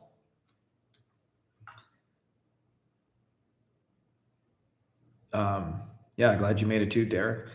Do you think we should do closing or hire closers? Because I see many companies still, the owners do closing themselves, and some have hired. Neither. So I'm the close on video guy. I've hired salespeople. Even when you get awesome salespeople, you still have human problems. I got sick. Oh, I can't do calls today because my girlfriend broke up with me. Oh, I'm going to work for another company. Oh, I'm going to try and do this myself. Since I switched to video me just keeps on closing every fucking damn day. Just so you guys know, I have not missed a sales made day for more than 365 days straight. And that ain't because I'm so good. That's because video me never takes time off. If we want consultation or advice one-on-one, how do we do that? And what's so special in talking to one-on-one with you? Because you've already dropping sauce in these live streams too. I mean, I don't know. I mean, when people who do one-on-ones usually want specifics of like but I like just so you guys know, this is like therapy for me because like the first 10 years I couldn't talk to anyone about this. I'd have friends and family, what is it you do again for money? And I could never like give them an answer that like they understood. So I don't know, I like doing this shit. So to me, that's my motivation. And the reason I say that to you is just because like I try to give you guys as much free shit as I can, because I want you guys to win. I want you guys to not like struggle through this like alone, like I did a lot of years and have no one to talk to about it. But having said that, usually when people want one-to-one, it's a speed thing. It's like, I could figure this out watching 20 videos, but I could just sit with you and in 5 minutes we can figure it out. Saw you talk recently about a 90-day 1 to 10K challenge you did. Where can we check that out? I'll put a link to that for you. So I literally have been asked the same question between 500 and 1,000 times over the last 8 years. They said, if you're me, you're starting over, you want to get to 10K a month as fast as possible, what would you do? And eventually I just decided to do it and document it. And now whenever anybody asks, what would you do? I go, this is what I would do, what I actually did. Where do you hire from and what hiring advice would you give us? What criteria is yours? I'm going to give you the short version because I'm about to bounce here. I got to eat something, guys. I hire people typically from Facebook groups and from online jobs.ph. I mostly hire people from the Philippines. The number one thing that has gotten me better at hiring is paid trial assignments. So usually, like if I'm hiring a video editor, for example, I will pay somebody $5 or $10 to edit a video because I've learned they can tell me all the right things in the world, but if I just see them work, Seth Godin says, how can I know how you work if I've never seen you work? So I'd rather I'll pay you, make me a video, and I'll learn more about you as a video editor. Not just from the quality of your output, but also like, are you easy to communicate with? Some people make it difficult to pay them. Somebody's like, I don't know how to set up a PayPal account, or I don't know how to set up a Wise account. I'm like, well, how are we going to work together if I can't pay you? Right? Like, I don't know. You tell me. Go set up a fucking Wise account. You figure it out. And you'll learn things about people by just testing them on the thing. So I battle test. So if I'm hiring a social media poster, I make them post to social media. If I'm hiring a video editor, I make them edit videos. If I'm hiring a customer service rep, I might give them some real customer questions, concerns, and hand it to them. I might not like make the reply live, but I'll see what they would do in a real scenario. So I just battle test people on the thing they're going to do. Man, I get the tribe comment you just dropped. No one in my circle understands my grind. I also really appreciate your knowledge, Ron. Yeah, I feel you guys on that. Like, man, like, I don't know. It was 14 years. My mom, like, every Christmas, what are you guys doing? What are you doing again? This is legal, Frankie, right? Like, and a lot of times you just feel alone. And so, like, to me, this is therapy to have other people to talk to about it. I hire mostly Philippines. Yes, I hire mostly Philippines. Not 100%, but most of them. I've never sold in my life. You gave me the confidence. There you go, dude. It doesn't matter if you've sold in your life. You want your offers to do the selling. Like McDonald's does not depend on pimply-faced teenagers to be closers. They just make the offer on the sign and do the selling. Get 2 McDoohickeys for $4.99. That's the place you want to be with agency services. You want the offer to do the selling, not you. And a lot of that will eliminate your need for salespeople and setters and complexity. When people tell me they need all that shit, like that already tells me it's an offer people don't want. What countries are best for GHL VAs? Wouldn't you say it's the best smelling country in the world? India? Well, certainly the second part is true. India is the best smelling country in the world for sure. GHL VAs, I actually just get them in the official high-level community. I'll just post my thing and go, I need somebody who can do blank, and then they come to me. So I don't know. I'm going to bounce here, guys, but we can kick some of these over to next week. Just letting you guys know that we got our LA event coming up. If you guys want to come party and do this video closing in person, get your shit dialed in. That's my link for those of you guys who missed it. But that's all I got for you guys today. I'm going to go bounce here, make some food. And appreciate all you fine motherfuckers out there. Cool. I won't check your message for a little while, but I'll check it after. And that's all I got for you guys this Monday. Little shocker. Happy Monday, and may the Triforce be with you.